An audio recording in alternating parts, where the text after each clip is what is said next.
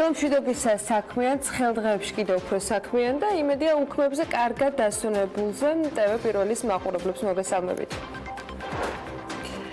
თბილისის მერიის შემდეგ უკვე ფინანსთა მინისტრი ვანა მაჭაორიანი გამოთქვამს იმედს, რომ ეგრეთ წოდებული საბანკო რეგულაციები შერბილდება.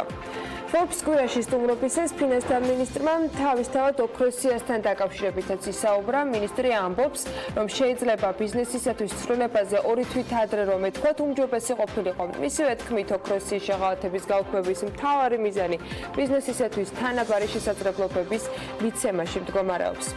ამავე დროს ვანა მაჭაორიანი განმარტავს, რომ ოქროსის გაუქმება რეალურად 2 წელია ბიუჯეტშია ნაგულისხმები და ამბობს, რომ მის შეფასებით იმ არხებმა, რომელთაც ბიზნესი მოსალოდნელი გაუქმების შესახებ უნდა ჩაეყენებინათ საქმის კურსში, კარგად ვერ იმუშავა, რადგან ბიზნესს 2017 წლიდანვე უნდა შეეწყო, რომ მთავრობა სიის გაუქმებაზე ფიქრობდა, მათ შორის ბიზნესომბუდსმენის აპარატსაც აკრიტიკებს ვანა მაჭაორიანი.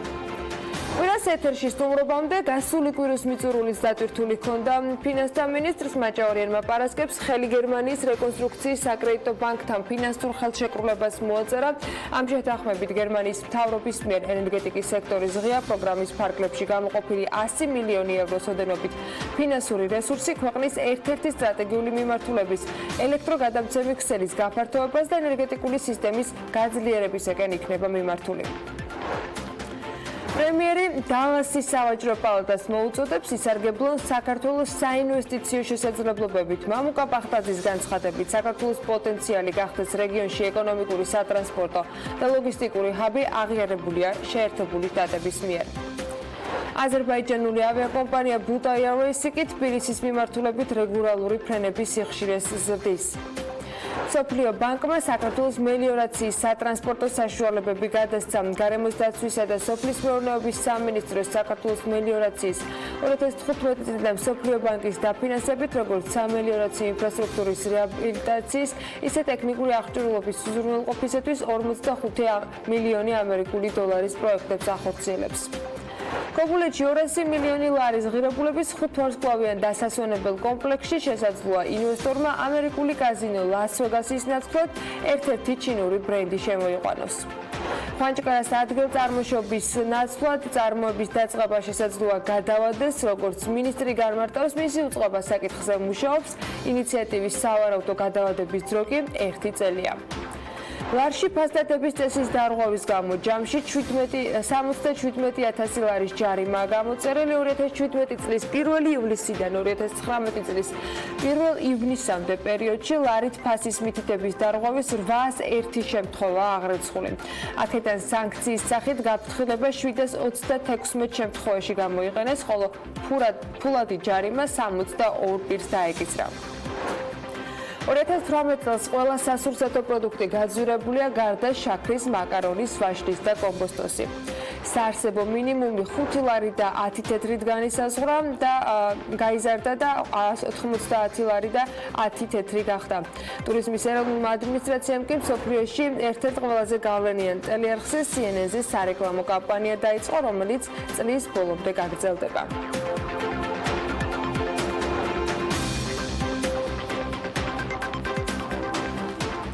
მშვიდობის საიმედია ყველამ კარგად გაატარეთ უქმები. მათაც ვინ ჩავიზღვის სანაპიროზე იყავით და გასეირნება მოასწარით ამ შაბათ კვირას, მით უმეტეს ბლექსი არენაზე გამართულ კონცერტს აშკარად ბევრი ესწრებოდა და მათაც ვინც ეს შესაძლებლობა ვერ გამოიყენა. აჯერისკენ წასულებმა ალბათ განახლებული 8 ფეხად ციხილეთ, ჯერ ვისაც ამის შესაძლებლობა არ გქონია, ბათუმალების კოლაჟით უნდა განახოთ, თქვენც მინდა ეს შესაძლებლობა მოგეცეს და მეც ძალიან მომეწონა სხვათა შორის სკეპტიკოსებსაც, მშფოთვარებსაც და სხვა ნებისმიერი განწყობის თუ გულშემატკივრების ხარისხის მიუხედავად ალბათ დაგაინტერესებთ. მოკლედ ასე გამოიყურება 8 ფეხა, იგივე კაფე ფანტაზია, რომლის სარეაბილიტაციო სამუშაოებით თითქმის დასრულებულია. ბათუმალების ინფორმაციით ივნისის ბოლოს 8 ფეხაზე ყველა ძირითადი სამუშაო დამთავრდება და გასახსნელად ის მზად იქნება. ნაგებობას კი მოხსნიან სამუშაო ყოფილს და ნებისმიერ მსურველს ექნება შესაძლებლობა, რომ რეაბილიტირებული 8 ფეხა ნახოს. 8 ფეხას სარეაბილიტაციო სამუშაოები ქართულ დააფინანსა. კაფეს რეაბილიტაციაზე კი მხატვარ რესტავრატორმა ილია ფესვიანიძემ იმუშავა. ბათუმელებისათვის მიცემულ ინტერვიუში ფესვიანიძე იმასაც ამბობს, რომ კაფე ფანტაზია ძველი ფოტოების მიხედვით არის აღდგენილი. ცოტა ისტორიაც რომ მოვყვეთ, ის არის, რომ ფანტაზია ბათუმის ბულვარში 1991 წელს გაიხსნა და ის მალევე ბათუმის სავიზიტო ბარათიც გახდა. მოზაიკით მოპირკეთებული უცნაური ფორმის შენობა არქიტექტორ გიორგი ჩახავას და მხატვარ ზურაბ კაპანაძის ესკიზით არის შექმნილი. მგონი ცუდად არ გამოვიდა. Black Eyed Peas-ის კონცერტზე ჩასულების ზღვაში გაგრძელებასაც რომ მოასწრებით, ეგეც ფაქტია, მაგრამ ეს ბედნიერება, როგორც ჩანს, უკრაინის ახლად არჩეულ პრეზიდენტს ჯერ არ ქონია. ვოლოდიმირ ზელენსკიმ შადრევნებში სირბილი გადაწყვიტა. მოკედ ბავშვობაში დაბრუნების მცდელობა დავარქვათ ამას, არ ვიცი მისი დაცვა რამდენად იყო ამ ყოველთვის აღფრთოვანებული, მაგრამ თავად რომ კარგად გაერთო, ესეც ფაქტია. ამ გარბეს პრეზიდენტისას, რომელიც ჯერჯერობით სხვათა შორის ამომრჩევლების მხიარული განწყობის შენარჩუნებისათვის არაფერს ააკალებს, არც პოლიტიკას და არც როგორც ჩანს, ქუჩებში სჭირდება განსაკუთრებული წახალისება მსგავსი აქციელისათვის. ისევ საქართველოს რომ დაუბრუნდეთ, თან ბათუმს და დასვენებას ვერ ვეშვებით, სადაც ზაფხულის სეზონიც ოფიციალურად უკვე გაიხსნა და იმედია, ბევრი ტურისტი ეყოლება საზღვაო კურორტებს. კიდევ უფრო მეტი სტუმრის მოსაზიდად კი ტურიზმის ეროვნული სააგენტოც აგრძელებს მუშაობას და ადმინისტრაციამ მსოფლიოში ერთ-ერთ ყველაზე გავლენიან ტელეარხზე CNN-ზე სარეკლამო კამპანია დაიწყო, რომელიც წლის ბოლომდე უნდა გაგრძელდეს. ტურიზმის ეროვნულ ადმინისტრაციაში BIA-სთან თქვეს, რომ საქართველოს შესახებ კამპანია მოიცავს ზაფხულის, შემოდგომა რთველი სეზონს და ზამთარს. საიმიჯო კამპანია CNN-ზე ევროპისა და ახლო აღმოსავლეთის აუდიტორიაზეა გათვლილი. ეკონომიკისა და მდგრადი განვითარების სამინისტროს ტურიზმის ეროვნული ადმინისტრაციისა და CNN-ის თანამშრომლობით კი საქართველოს არხის გადამღები ჯგუფი ეწვევა და 5 საიმიჯო რეპორტაჟს მოამზადებენ. ტურისტულ პოტენციალს CNN-ი თემატურ კვირეულსაც მიუძღვნის, მათი მიერ მომზადებული რეპორტაჟების შემდეგ უკვე გაერთიანდება და ერთი 23 წუთიანი გადაცემაც მომზადდება, სადაც CNN-ის წამყვანები საქართველოს როგორც ტურისტულად მიმზიდველი ქვეყნის შესახებ ათობით მილიონიან აუდიტორიას მიაწვდიან ინფორმაციას. რეკლამა CNN-ის ვებგვერდზეც უნდა მოხვდეს და სოციალურ ქსელშიც გავრცელდეს.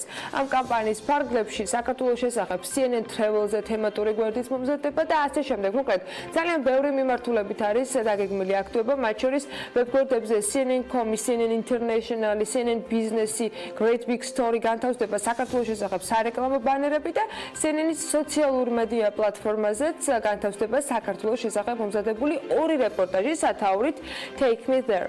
მოკლედ, ამ ყველაფერთან დაკავშირებით კიდევ უფრო დაწვრილებით მარიამ ქრეიშვილმა ისაუბრა და მოდი ახლა მას მოვუსმინოთ. საქართველოს ტურიზმის ეროვნულმა ადმინისტრაციამ დაიწყო მასშტაბური მარკეტინგული კამპანია მსოფლიოში ერთ-ერთ ყველაზე გავლენიან მედია საშუალებას CNN-ი. ჩვენ მოხარულები ვართ, რომ წლის ბოლომდე გაგრძელდება კამპანია. შესაბამისად კამპანიის ფარგლებში ჩვენ ცნობადობას გავსწრებთ საქართველოს როგორც საზაფხულო შემოდგომის, ისევე როგორც ზამთრის მიმართულების კუთხით. ჩვენ ასევე წლის განმავლობაში ჩამოვიყვანთ CNN-ის გადამღებ ჯგუფს და შესაბამისად მომზადდება საქართველოზე მორგებული 5 რეპორტაჟი. გარდა ამისა, CNN-ი თავის მხრივ მოამზადებს გრძელვადიან რეპორტაჟს ჩვენი ქვეყნის ტურისტული პოტენციალის სასამაღლებლად და ზოგადად კამპანიების მოცულობა იქნება სატელევიზიო, ისევე როგორც სოციალური ქსელები. კამპანიის ფარგლებში ჩვენ მოვიცავთ ჩვენ სტრატეგიულ სამიზნე ბაზრებს, როგორიც არის ევროკავშირის ქვეყნები, ისევე როგორც ეგრეთ წოდებული კალფის ქვეყნები. ვიდრე სხვები ჩამოვლენ საქართველოში ფულის დასახარჯად, ჩვენ სად რას როგორ ვიხდით და საიდან რამდენი რიცხება ქვეყანაში, ამაზე სტატისტიკა უნდა შემოგაშველოთ. 2019 წლის მაისში ქვეყანაში შემოსული ფულადი გზავნილების ნაკადების მოცულობამ 145 მილიონ 800 დოლარი შეადგინა. ლარში ეს დაახლოებით 400 მილიონ 400 ლარია და არის 11,8% მეტი, ვიდრე 2018 წლის მაისის იგივე მაჩვენებელს თუ ავიღებთ. ეროვნული ბანკის მონაცემებით უცხოეთიდან საქართველოში ფულადი გზავნილები 93,9%-ით იმ 18 უმსხვილეს პარტნიორ ქვეყანაზე მოდის, საიდანაც ასეთი ფულადი გზავნილების მოცულობა მაისში 1 მილიონი ამერიკული დოლარის მოცულობას გადააჭარბა. იმავე 18 ქვეყანაზე გასული წლის მაისში მთელი ფულადი გზავნილების 93,9% მოდიოდა. ისევ ეროვნული ბანკის მონაცემებით ევროკავშირის ქვეყნებიდან შემოსული ფულადი გზავნილების მოცულობამ ჯამში 57 მილიონ 130,000 დოლარი შეადგინა, დანარჩენი ქვეყნებიდან კი 88 მილიონ 650,000 დოლარი დაფიქსირდა. რაც შეეხება ფულად მოცულობებს კონკრეტული ქვეყნების მიხედვით, აი ასეთი სურათი გვაქვს, ლიდერი კვლავ იტალია არის 20,310,000 დოლარით, მას საბერძნეთი მოჰყვება, შემდეგი არის გერმანია, ესპანეთი, პოლონეთი, საფრანგეთი, გაერთიანებული სამეფო და კვიპროსი. ჩამონათვალში ხდება რუსეთი 34,800,000 დოლარით, მას შემდეგ არის უკვე სიაში შეერთებული შტატები 15,960,000, ისრაელი, თურქეთი, უკრაინა, ყაზახეთი, აზერბაიჯანი, ყირგიზეთი, კანადა, სომხეთი და ასე შემდეგ. არც საქართველოსთან გაუსრულოთ საზღვარგარეთ ხარჯვა გვიჭირს და არც შიდა გადარიცხობისას ონლაინ პლატფორმების გამოყენება, რომელიც უნდა ითქვას, რომ ქართულმა საბანკო სისტემამ ნამდვილად კარგად აითვისა და არც მომხმარებლები ვაკლებთ. ინტერნეტით განხორციელებული ოპერაციების პოპულარობა კი თანდათან იზრდება. პირველ კვარტალში სულ ქართული ბარათებით 14,400,000 ინტერნეტ გადახდა განხორციელდა, რაც თანხობრივად იყო 817 მილიონი ლარის მოცულობის. ეროვნული ბანკის განახლებული მონაცემებით პირველ კვარტალთან შედარებით 2018 წლის პირველ კვარტალთან შედარებით ინტერნეტ გადახდების რაოდენობა 94%-ით არის გაზრდილი და თანხის მოცულობამ 85%-იანი ზრდა აჩვენა. ქვეყანაში კომერციული ბანკების მიერ გამოშვებული 7,400,000 ბარათია სულ აღრიცხული და აქედან 2018 წლის პირველ კვარტალთან შედარებით 16%-ით შემცირდა გამოშვებული ბარათების რაოდენობა. 10 სულ მოსახლეზე გამოშვებული ბარათების რაოდენობამ შეადგინა 20. გამოშვებული ბარათების საბარათე სისტემების მიხედვით კი აი ასეთ სურათს გვაძლევს. Mastercard-ს ფლობს 56%, Visa-ს 26%, Local-ს 9%, UPI-ს 8% და Amex 1%. წლის პირველ 3 თვეში ქართული საგადახდო ბარათებით საქართველოსა და მის ფარგლებს გარეთ სულ შესრულებული არის 69,600,000 ოპერაცია და თანხობრივად ეს 6 მილიარდ ლარს შეადგენს. აქედან ოპერაციების რაოდენობის 94% და თანხის 92% ქვეყნის შიგნით შესრულდა, ხოლო 6 და 8% კი ქვეყნის გარეთ. ახლა კი ის დროა საბარათე გადახდები რომ უნდა იმატებდეს, განსაკუთრებით მათ ხარჯზე, ვინც შვებულების გატარებას ქვეყნის ფარგლებს გარეთ გეგმავს და ფრენებისათვის ბილეთს, ცხოვრებისათვის სახლს თუ სასტუმროსათვის ჯავშანს ეძებს. კარგად დაგეგმილი მარშრუტის შემდეგ კი იზღარჩება, რომ შვებულებას დაველოდოთ და ყველა საჭირო ნივთი გაფრენამდე რამდენიმე საათით ადრე ჩემოდანში მოვათავსოთ. ჩემოდანს კი ძალიან დიდი მნიშვნელობა აქვს. მის შიგთავსაც და ვიზუალსაც გარეგნულად. ამაში მარიამ ადამია რომ მეთანხმება უკვე ვიცი. მის მიერ გადაღებული სტარტაპი ჩინიეთს ამის დასწურია. დედაშვილის ბიზნესი, რომელიც მოგზაურობისას ჩანთებით საქართველოს შესახებ მთელი მსოფლიოსათვის ამბის გაზიარებაში დაგეხმარებათ. სამგზავრო ჩანთების გასაცმელი ქართული ელემენტები და გზავნილები. როგორც მისი შემქმნელები ამბობენ, უსაზღვრო შესაძლებლობებს იტევს. ჩინი ირგებს როგორც გენიალური ფიროსმანის მეთევზის ტყავს, ასევე მდიდრული ქართული ამბანის წარსულში იქექება და საკუთარ თავში გამბედაობას იმისთვისაც პოულობს, რომ ზღუდთან გამტერს გულწრფელად და თვალსაჩინოდ მიუთითოს, რომ საქართველოს 20% ოკუპირებულია რუსეთის მიერ. მოკლედ, ჩინებული სტარტაპის და მისი შემქმნელების შესახებ მარიამ ადამია მოგყვება. საქართველოს 20% ოკუპირებულია რუსეთის მიერ. ეს არის ჩემი გზავნილი მსოფლიოს, რომელსაც ამ შემთხვევაში სამგზავრო ჩანთის გარსაცმის მეშვეობით ხმამაღლა ვაჟღერებ. იდეა კი სტარტაპ კომპანია ჩინს ეკუთვნის, რომელიც სულ რაღაც 10 დღეაც ბაზარზე გამოჩნდა, თუმცა მოსახლეობის ძალიან დიდი დაინტერესება გამოიწვია.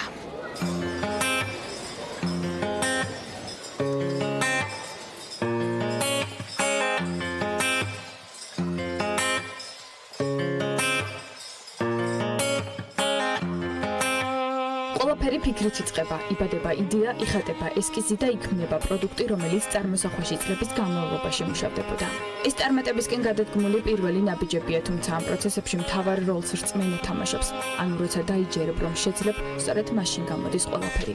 ასე შეიქმნა ჩინი, რომელიც ერთდროულად ნიშნავს ამბანის 26 ასობგერასაც, მოულოდნელი სიხარულისგან გაფართოებულ გუგასაც, მალაიზიურ ტბასაც და ტიტულსაც. თუმცა აქამდე სიტყვას არავინ აკავშირებდა ჩანთებთან. ხოდა თუ კი აეროპორტებში და მსოფლიოს სხვადასხვა ქვეყნებში დაინახავთ ჩანთას, რომელზეც ფიროსმანის მეთევზე ქართული ამბანი ან დროშა გამოსახული, იცოდეთ, რომ ეს ქართველი დედაშვილის ნამუშევრებია. პირველი იდეა იყო საქართველოს დროშა, იყო ოკუპაცია და იყო ამბანი. ქართული ამბანი, რადგან იყო ჩვენი ერთ-ერთი თემატიკა, გადავწყვიტეთ, რომ ყოფილიყო ქართული ამბანი 26 ჩინი. ჩინებული, საჩინო, თვალსაჩინო, იყო უარყოფითი გამოხმაურებებიც. ეს გამოხმაურებები უფრო დაკავშირებული იყო არა იდეა ღიასთან, არამედ უფრო ფასთან. ჩვენი მიზანი იყო, როდესაც დავიწყეთ პროდუქტის შექმნაზე, ფიქრი, რომ პროდუქტი ყოფილიყო გამორჩეული და ხარისხიანი, დაცული ყოფილიყო საავტორო უფლებები და გამორჩეულობა და ხარისხი ბუნებრივია ამ ყველაფერმა მიგვიყვანა იმ შედეგამდე, რომ თვითღირებულებამ არ მოგცა, ასე ვთქვათ, მეტი საშუალება. ასეთ ცდილობენ მსოფლიოს გააცნონ ქართული ელემენტები და ზღურბთან მომდგარ მტერსაც თვალსაჩინოდ მიუთითონ, რომ ოკუპანტია. ჩანთები ჩვენზე, ჩვენს კულტურაზე და ისტორიაზე, ხან ფიროსმანზე, ხან ოცხელზე, ხან ქვეყნის ანბანზე და ოკუპაციაზე საუბრობენ. მგზავრები კი თავიანთ წილს საქართველოს ატარებენ ყველგან, სადაც დაფრინავენ. თავარი უპირატესობა კი არის ის, რომ ჩანთა გამორჩეულია სხვისგან, ნივთები კი დაცულია დაზიანებისგან. ჩვენი სამომავლო გეგმა არის, რომ ლოდოგუდიაშვილის ნამუშევრებიც გამოჩნდეს ჩინის გარსაცმებზე. ამ შემთხვევაში, ამ ეტაპზე, რაც მზად არის, უკვე არის სასაჩუქრე ჩანთები, რომელსაც თითოეულ გარსაცმის დიზაინს თავისი ჩანთა მოყვება. სამომავლოდ მასშტაბურ გეგმებსაც აანონსებენ. დასაწყისისთვის ლადო გუდიაშვილის ნამუშევრები დაემატება კოლექციას, შორეულ პერსპექტივაში კი გარსაცმზე QR კოდის დატანაც იგეგმება, რომლის დასკანერების შემთხვევაშიც ქართველი პოეტების ლექსები უნდა გამოჩნდეს ეკრანზე. ასეთია მხოლოდ ქართულ იდეებზე და მოტივებზე დაფუძნებული ჩინი, რომლის წარმოებული პროდუქციის ნაწილი უკვე დედამიწის სხვადასხვა წერტილებზეა გადანაწილებული. კონისევ დასვენება მოგადომეთ, მაგრამ წინ საქმიანი კვირის დატვირთული განრიგია, რომელსაც BIA-ს ფეხს ყოველთვის უწყობს.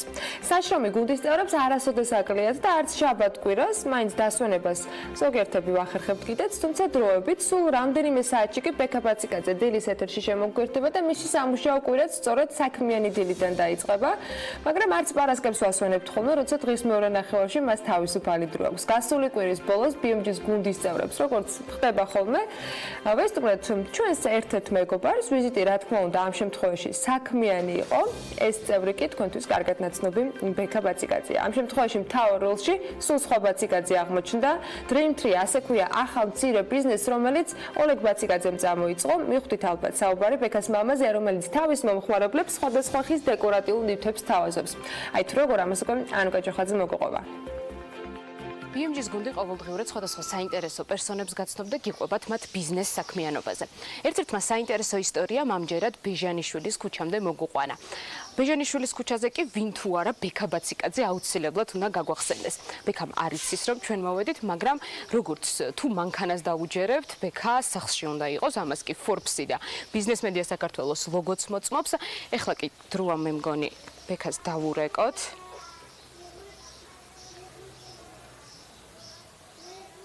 ბექა სამსახურიდან კი წამოვიდა და არ გველოდება, მაგრამ იმედია მიგუღებს და ერთგვარ გიდობასაც გაგვიწევს. თუმცა ამ შემთხვევაში ბექა არ არის მთავარ როლში, ბევრად უფრო ბექა, გამოგვაკითხე რა, სახლთან ვართ შენთან. აუ, დამადეკით ხო?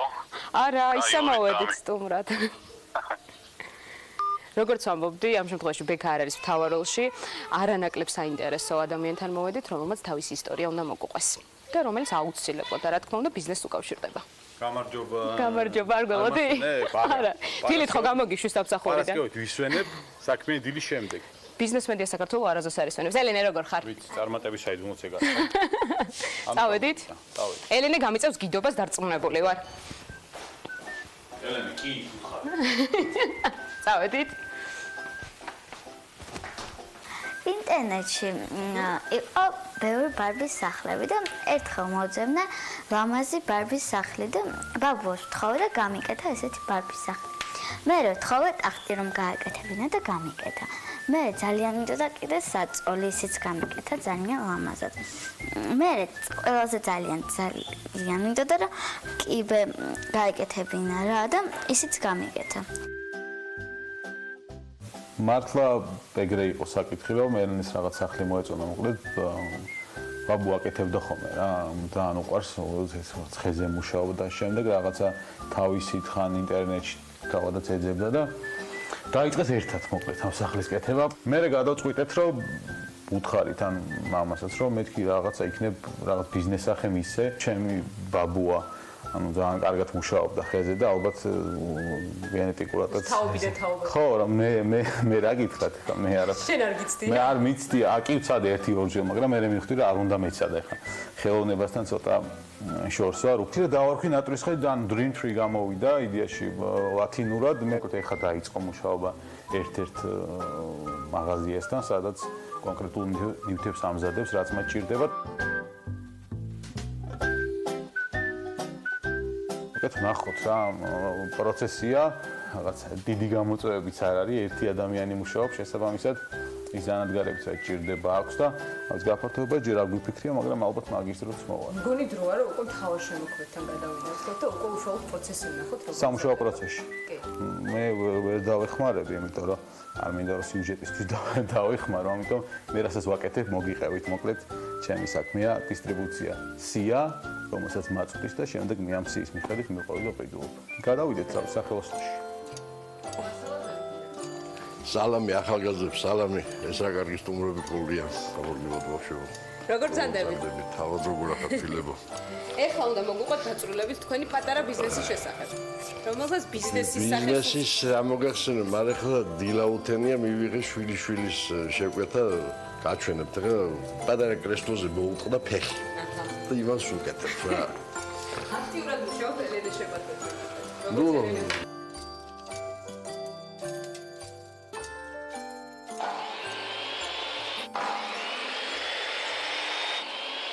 მე რომ მითხრას ხო, აი ვინმე რომ ამიწვე კარად არავაწყობ რა, არ შემიძლია ეგეთი რამე. აი ესეთ ექსკლუზივს გავაკეთებ, რასაც სხვა ან არ აკეთებს, ან ვერ აკეთებ. აი ეს ვიყავი სათევზაოდ. და ეს ფესვი ვიპოვე იქ რა, წყლის ჩამოტანილი. შიგნი არის ქვა ბუნებრივად. და ხო ფიქრობ ამაზე მშვენიერი სასანთლე გამოვა რა, ამაზე ორიგინალური რომ დამუშავდება. და რო გითხავთ რომ რამე ნახაზით ვაკეთებ, არა რა, უსვათ რაღაცა აზრი მომივა, ან ეს რამეს ისეთ ნახავ, თვითონ მეუბნები ესეთი რამე გამაკეთებო. აი მაგის ჩხიკინი მიჩენი ერთი თვე ჩხიკინი, რომ სხვანაირი იყოს რა. არ იყოს ეს შირპატრები. საერთოდ საქმე მაშინარი კაგლიოს ქსიამოვნებს, ხო? როცა აკეთებ რამეს ქსიამოვნებს. მე მაგას სიამოვნებს და ესე ვაკეთებ, სიამოვნებით ვაკეთებ რა. ვერავინ მაიძულებს, ეს გააკეთე. აი ესე არის რა.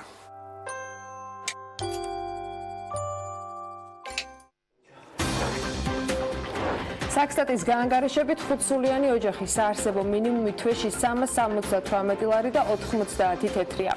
დიღმის ჭალების პროექტის ღირებულება 4 მილიონი ლარით გაიზარდა, მერიამ ტენდერი გამოაცხადა. ქვეყნის შიგნით ერთ ვიზიტზე საქართველოს მოქალაქეები საშუალოდ 110 ლარს ხარჯავენ. ბიზნესი ახლებით გვუნდებით საქმიანი დილის ეთერში. 2019 წლის მაისში წინა თვესთან შედარებით საარსებო მინიმუმი 5 ლარით და 10 თეთრით გაიზარდა. საქსტატის ეროვნული სამსახურის ინფორმაციით, შრომის უნარიანი ასაკის მამაკაცის საარსებო მინიმუმი წინა თვეში იყო 190 ლარი და 10 თეთრი. მაშინ როცა აპრილში ეს მაჩვენებელი 185 ლარს შეადგენდა. 2018 წლის იმავე პერიოდს თუ შევადარებთ, მაისში შრომის უნარიანი ასაკის მამაკაცის საარსებო მინიმუმი 12 ლარი და 30 თეთრით არის გაზრდილი. 2018-ში ეს მაჩვენებელი იყო 177 ლარი და 80 თეთრი. საქსტატის მონაცემებს თუ ჩავხედავთ ისევ, აპრილთან შედარებით მაისში 4,2 ლარით გაიზარდა საშუალო მომხმარებლის საარსებო მინიმუმი და 168 ლარი და 40 თეთრი შეადგინა. ანუ 8 ლარით გაიზარდა საშუალო ოჯახის საარსებო მინიმუმი და 318 ლარი და 90 თეთრი შეადგინა. საშუალო ოჯახის საარსებო მინიმუმი 2018 წლის მაისის მონაცემთან შედარებით ჯამში 20 ლარით და 70 თეთრით არის გაზრდილი.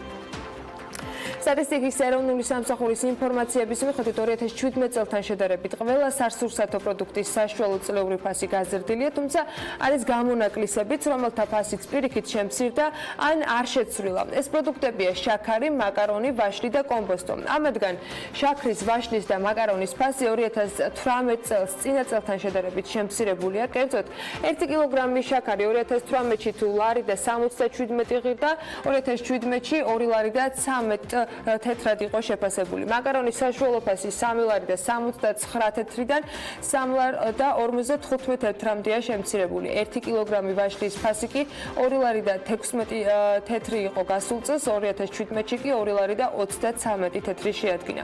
რაც შეეხება კომბოსტოს, მისი ფასი 2018-ში არ შეცვლილა და 2017 წლის მსგავსად 79 თეთრი იყო საშუალოდ.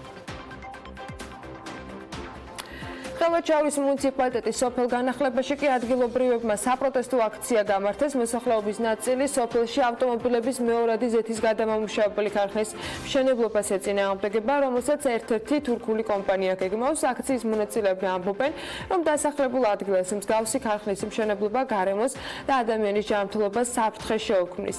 მათი თქმით, აუცილებელია, რომ ხელისუფლება ჩაერთოს პროცესში და აცხადებენ, რომ თუ რეაგირება არ იქნება, პროტესტი გაგრძელდება.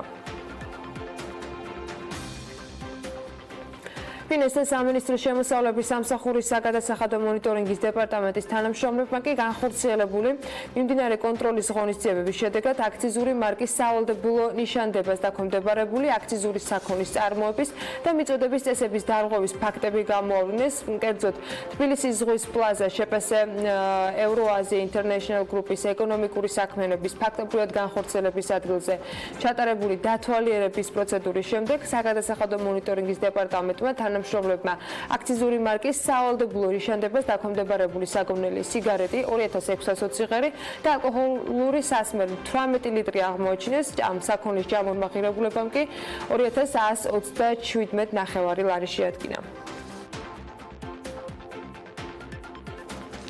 დედაქალაქის მერიის მიერ ვარკეთილის რაიონში მდებარე ხრუშოვკების ჩანაცვლების ინტერესთა გამოხატვას გამარჯვებული შპს ვარკეთილი დეველოპმენტი განახორციელებს. ბიზნეს რეესტრის მონაცემებით კი ვარკეთილი დეველოპმენტი 2019 წლის 12 მარტს არის დაფუძნებული და ის არქი ჯგუფის შემადგენელი ნაწილია. კომპანიის 50%-იანი წილი არქის დამფუძნებელს დეპუტატს ილია წულაიას მას თენგიზ წულაიას ეკუთვნის, ხოლო 50%-იანი წილის მფლობელი კომპანია არქის კიდევ ერთი მეტწილე დიმიტრი ადამია. კომპანიის დირექტორად სწორედ ადამია რეგისტრირებული.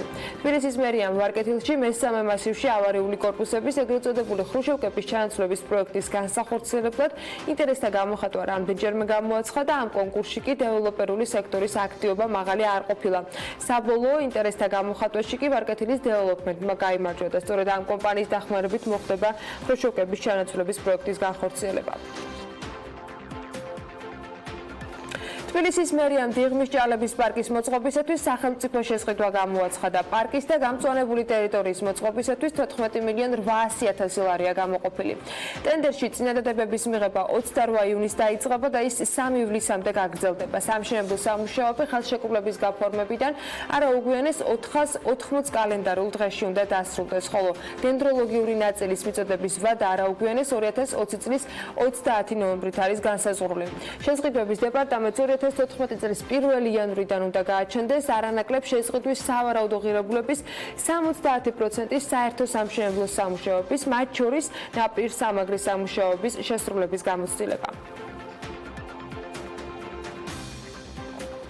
ქობულეთში 200 მილიონი ლარის ღირებულების 5 ვარსკვლავიან დასასვენებელ კომპლექსში შესაძლოა ინვესტორმა ამერიკული კაზინო ლას-ვეგასის ნაცვლად ერთ-ერთი ჩინური ბრენდი შემოიყვანოს. BIA-s პროექტის განმახორციელებელი კომპანია Crystal Building-ის აღმასრულებელმა დირექტორმა ვანო ლომიძემ უთხრა, რომ ჩინური ბრენდის კაზინო ლას-ვეგასზე გაცილებით მსხვილი იქნება.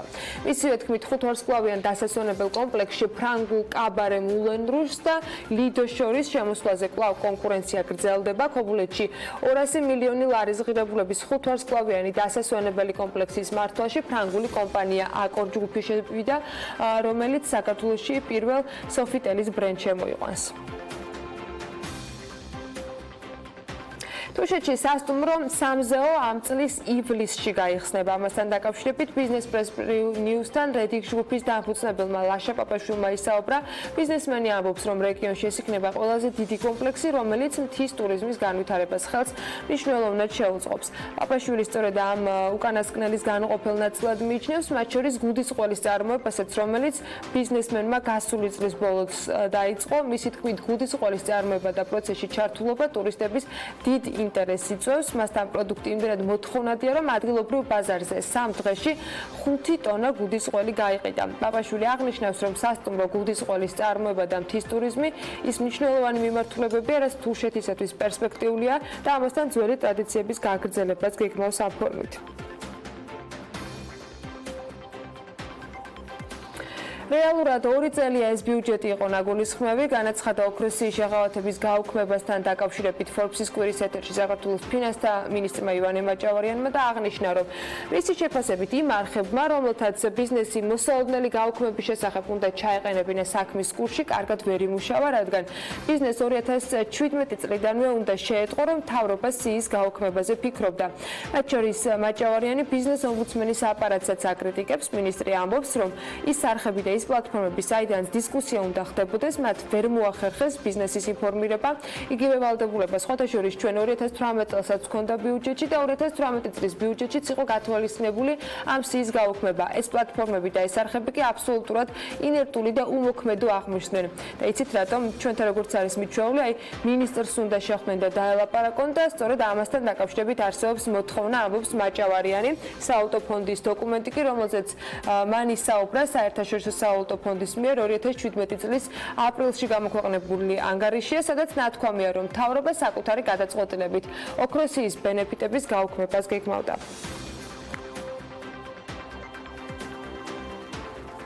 საქართველოს ფინანსთა მინისტრი ვანო მაჭავარიანს იმედი აქვს, რომ ეგრეთ წოდებულ საბანკო რეგულაციების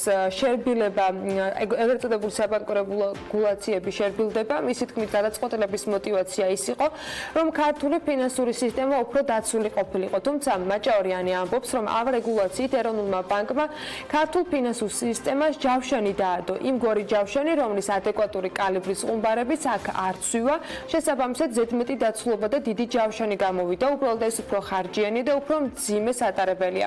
არ არის პრინციპული იმ რისკების, პროპორციული იმ რისკების, რაც შეიძლება მოხდეს, თუმცა პრაქტიკულად სამომავლო რისკებს ანულებს, მაგრამ მაგის ფასს ვიხდით იმაში, რომ ეს ცოტა უფრო მძიმე სატარებელია, ამბობს მინისტრი.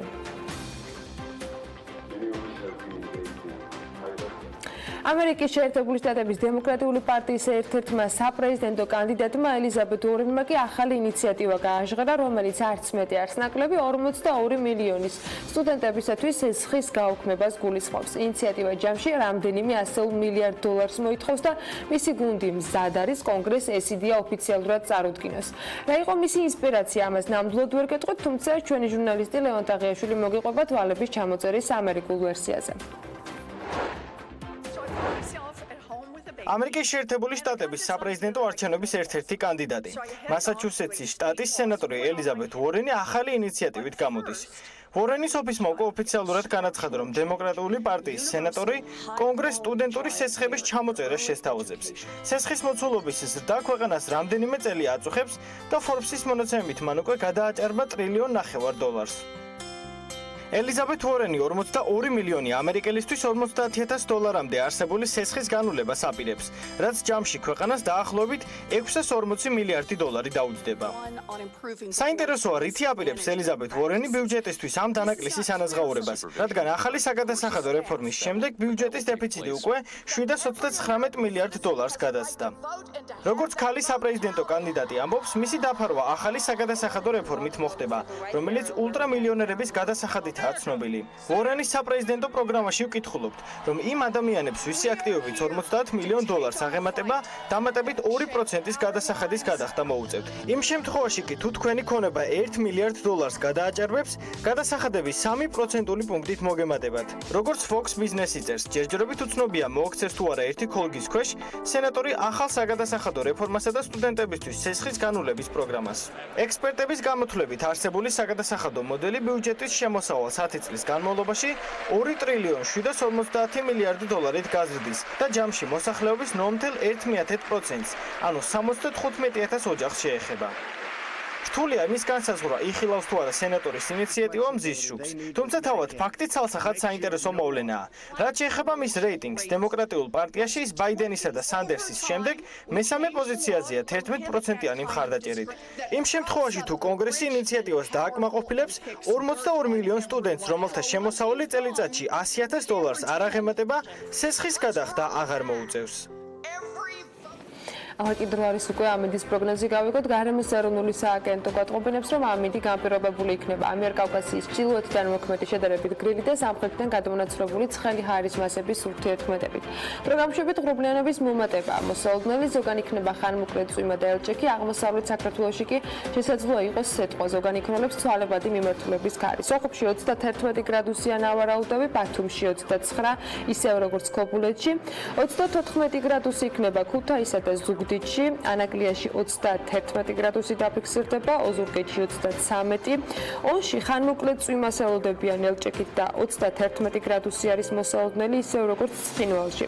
32 გრადუსი იქნება გორში წვიმის ფონზე, მარნეულში დღის მეორე ნახევარში ასევე შესაძლოა იყოს ხანმოკლე წვიმა ელჭექით და 35 გრადუსს მიაღწევს ტემპერატურა, რუსთავში 33 გრადუსი იქნება, ახალციხეში 30 და ბორჯომში 31 გრადუსი.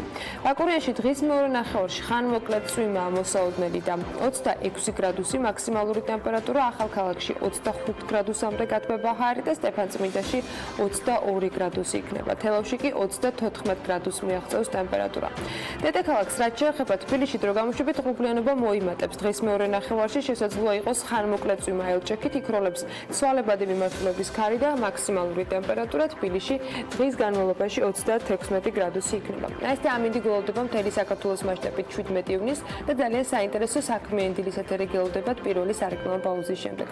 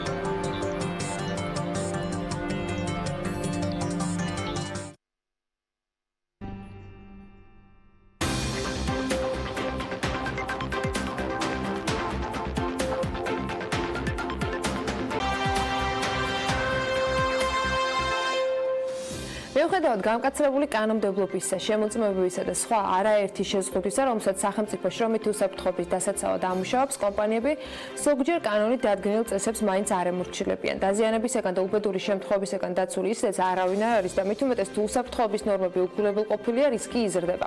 არც იმის აღიარება უნდა გაგუჭირდეს, რომ ცნობიერება შრომის უსაფრთხოების მხრივ საკმაოდ დაბალია და კომპანიებს, რომლებიც კანონით დადგენილი შრომითი პირობების შექმნას უწყობენ ხელს, დიდი ძალისხმევის ხარჯზე უწევთ საქმიანობა. დღეს ისეთი კომპანია უნდა გაგაცნოთ, რომელიც ამ ყველა გამოწვევის საპასუხოდ ძალიან საინტერესო შეთავაზებას უზრუნველყოფს. GeoSafety ქართული კომპანია, რომლის შექმნაც ბაზარზე შრომის უსაფრთხოების სპეციალისტების ნაკლებობამ და მოხშირებულმა ინციდენტებმა განაპირობა. კომპანია მიზნად მთლიანი ქვეყნის მასშტაბით საწარმოს ტიპის კომპანიების მომსახურებას ისახავს და სურთ რომ შეაფასონ მათი შრომითი პროცესები, გაანალიზონ რისკები და შესთავაზონ ინდივიდუალური და მათზე მორგებული გადაწყვეტილებები. ამ ყველაფერზე კი უფრო მეც მოგუყვებიან ჩვენი სტუმრები, გუგა გრიგოლია, GeoSafety-ს თანადამფუძნებელი და კახა დათიაშვილი, GeoSafety-ს კიდევ ერთ თანადამფუძნებელი და გენერალური დირექტორი შემოგვიერთდნენ საქმიანი დილის ეთერში. მოგესალმებით, მადლობა რომ ხართ ჩვენთან ერთად.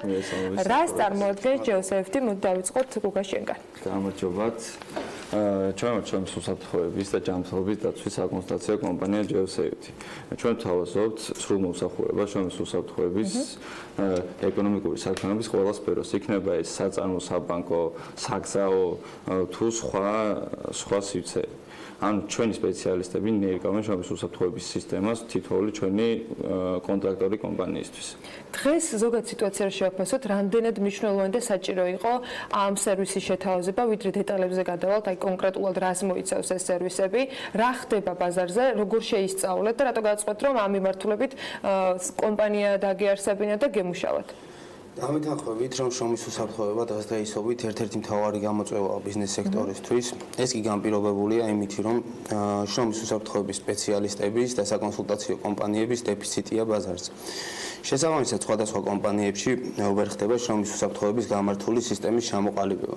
ხოლო შრომის უსაფრთხოების გამართული სისტემა კი საწინააღმდეგოა უბედური შემთხვევების პრევენციის, ინციდენტების პრევენციის და ასევე კომპანიის კანონმდებლობასთან თანხვედრაში მოყვანის. ესე რომ ვთქვა. აი რა ტიპის შეთავაზებით შეგიძლიათ თქვენ რომ დაეხმაროთ კომპანიებს? როდესაც მიდიხართ ნებისმიერ კომპანიას, აი წარმოვიდგინოთ რომ თქვა იგივე BIA-სთან მოხვედით, რა შეთავაზებას აკეთებთ, რა შეგიძლიათ უზრუნველყოთ, რა შეგიძლიათ რომ გააკეთოთ? ჩვენ მომსახურებაში შედის სწავლებები, მიკროკლიმატის აზომვები, შრომის უსაფრთხოების პოლიტიკის დანერგვა, აკრედიტირებული კადრის ვიზიტები, ობიექტის ინსპექტირება და აუდიტირება. ანუ რაც შეიძლება კომპანიის სტაფში ყავდეს, ამას უზრუნველყოფს თქვენი სერვისი, ხო? და ამ ყველაფერზე იღებს ასევე პასუხისგებლობას. რომ თავის დანერგილ სისტემაზე შრომის უსაფრთხოების მხრივ იღებს პასუხისგებლობას. შესაბამისად, კომპანიას აღარ უწევს შრომის უსაფრთხოების მხრივ არაგეგმიურ ხარჯებთან შეხება.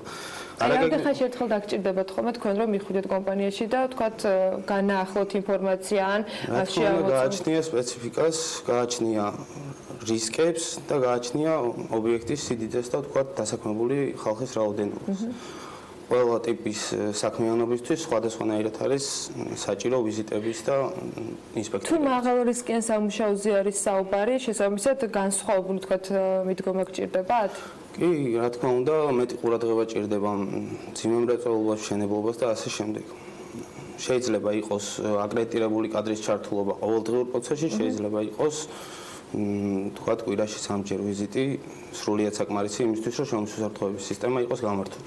აი, რამდენი თანამშრომელი გყავთ, ვინ უზრუნველყოფს ამ ყველაფერს, ამ მონიტორინგის პროცესს და როგორ არჩევთ თავად თქვენ კადრებს, იმისათვის, რომ ეს პროცესი იყოს გამართული, რომ გადამზადება მათაც სჭირდებათ, ვინც თავად ამ პროცესს ხელმძღვანელობს, ხო? დაახლოებით 10 კადრი ყავს ახლა შრომის უსაფრთხოების სპეციალისტი, რომელთაც აქვს მრავალწლიანი გამოცდილება საერთაშორისო პროექტებზე. მოგეხსენებათ, რომ საქართველოში შრომის უსაფრთხოების სპეციალისტის მოთხოვნა აქამდე არ იყო, შესაბამისად თანამშრომლებს უწევდათ საერთაშორისო პროექტებზე მუშაობა და ამ სპეციალობის დაუფლება.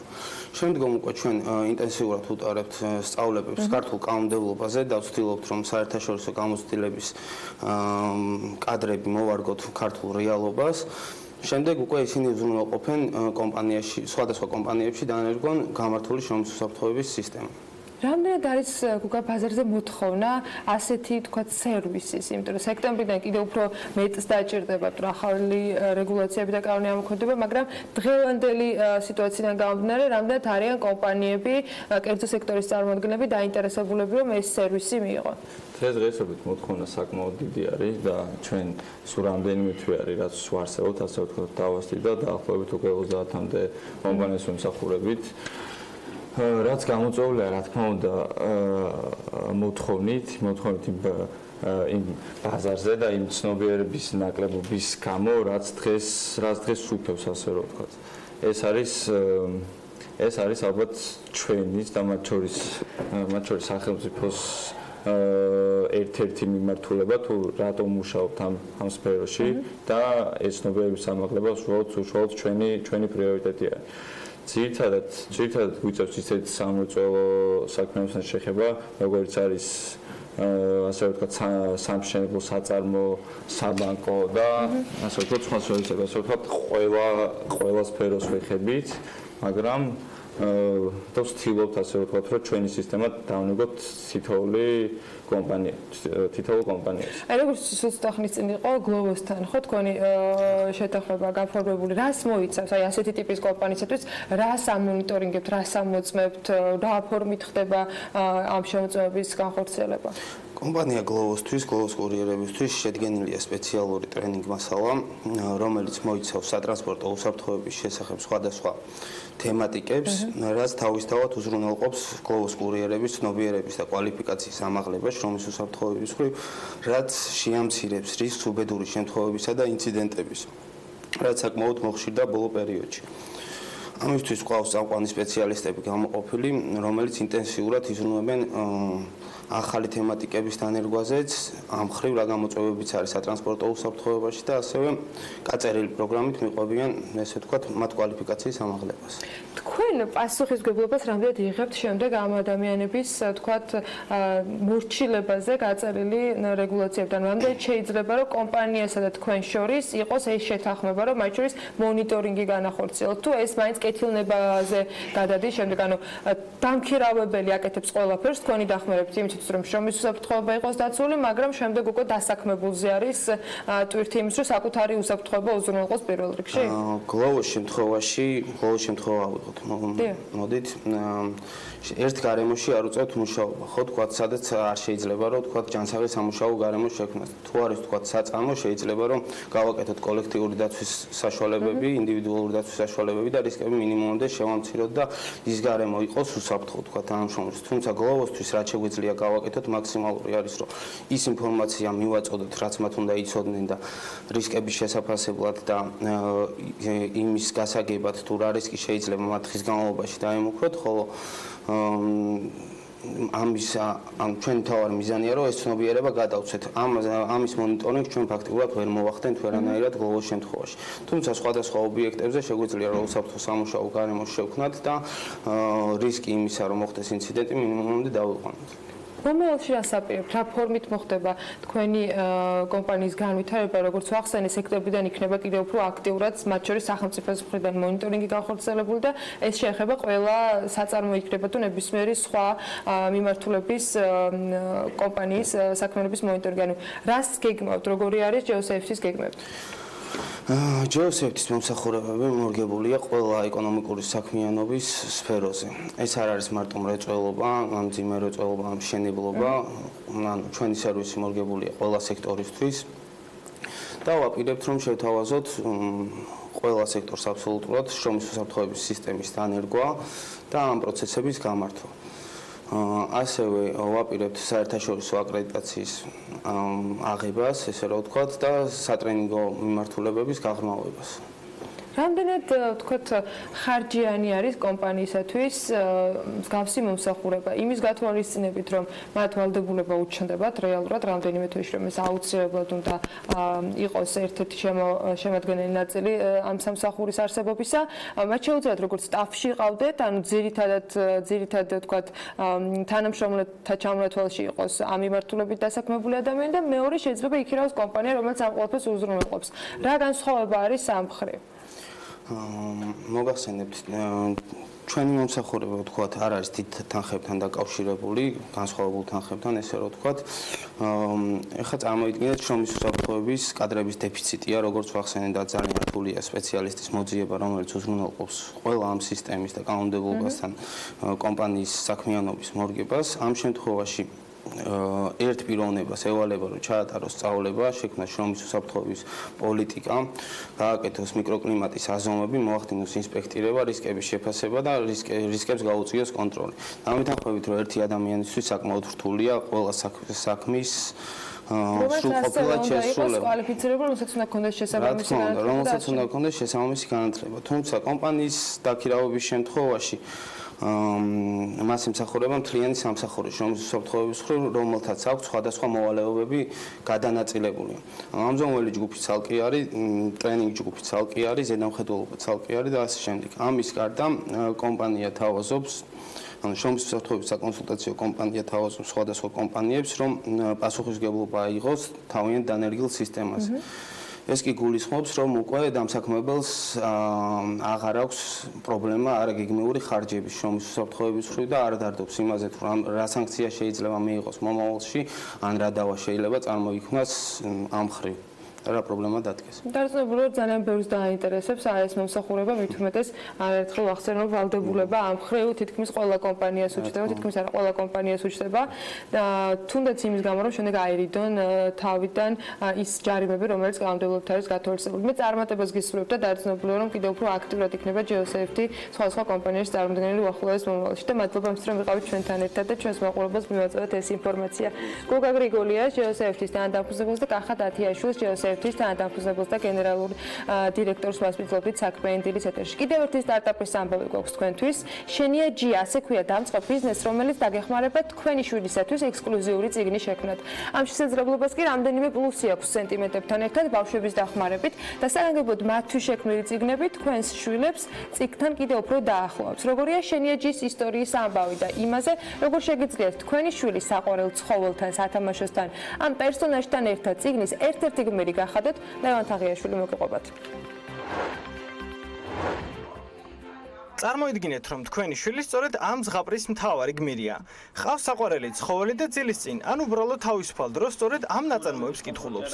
სტარტაპ შენიას მეშვეობით ბავშვებისთვის მსგავსი წიგნის შექმნა უკვე შესაძლებელია. ინოვაციური სიახლე ბავშვებს დეკემბრიდან ახარებს და დღემდე დაახლოებით 1000-მდე ეგზემპლარია გაყიდული. ჩვენ ერთორი მეგობარი ორი მარიკა, მე მყავს პატარა შვილი, მარიკას ყავს პატარა შვილი, გარკვეული გამოცდილებები და ცოდნები ბავშვთან ურთიერთობაში დაგვიგროვდა და გვინდოდა ამ გამოცდილების გაზიარება. ჯერ თავიდან ერთმანეთს უზიარებდით, საბოლოო ჯამში მივედით დასკვამდე, რომ რაღაცა პროდუქტის შექმნა შეგვეძლო, რითაც დავეხმარებოდით ბავშვებს და მშობლებს.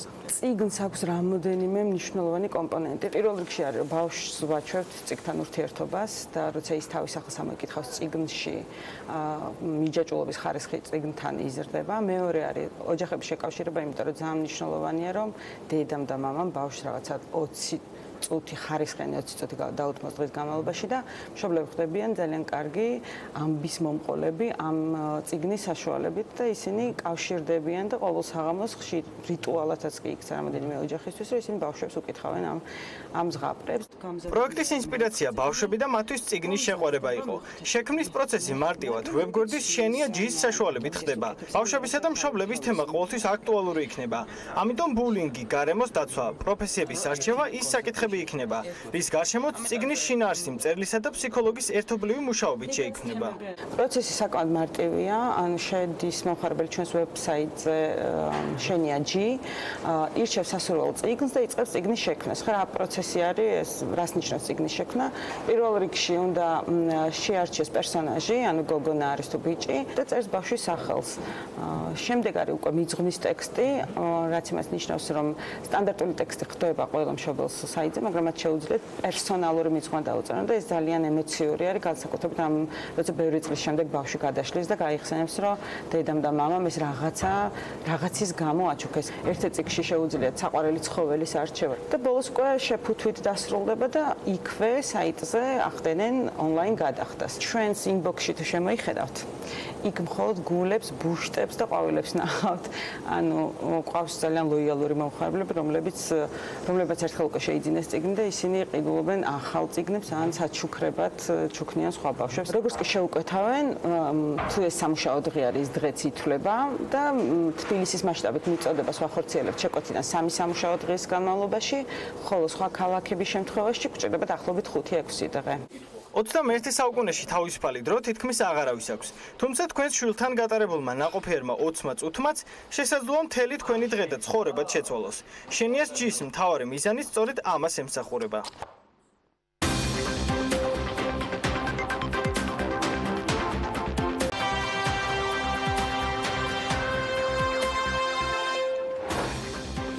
მაისში ფულადი გზავნილები გაიზარდა, ყველაზე მეტი თანხა რუსეთიდან არის გადმორიცხული. საქართველოში კიდევ ერთი მიკროსაფინანსო ორგანიზაცია გაუქმდა. სააქციო საზოგადოება კრედიტ პლუს ჯორჯიას გაუქმებასთან დაკავშირებით ეროვნული ბანკის ვიცე-პრეზიდენტის 10 ივნისის განკარგულებაში აღნიშნული.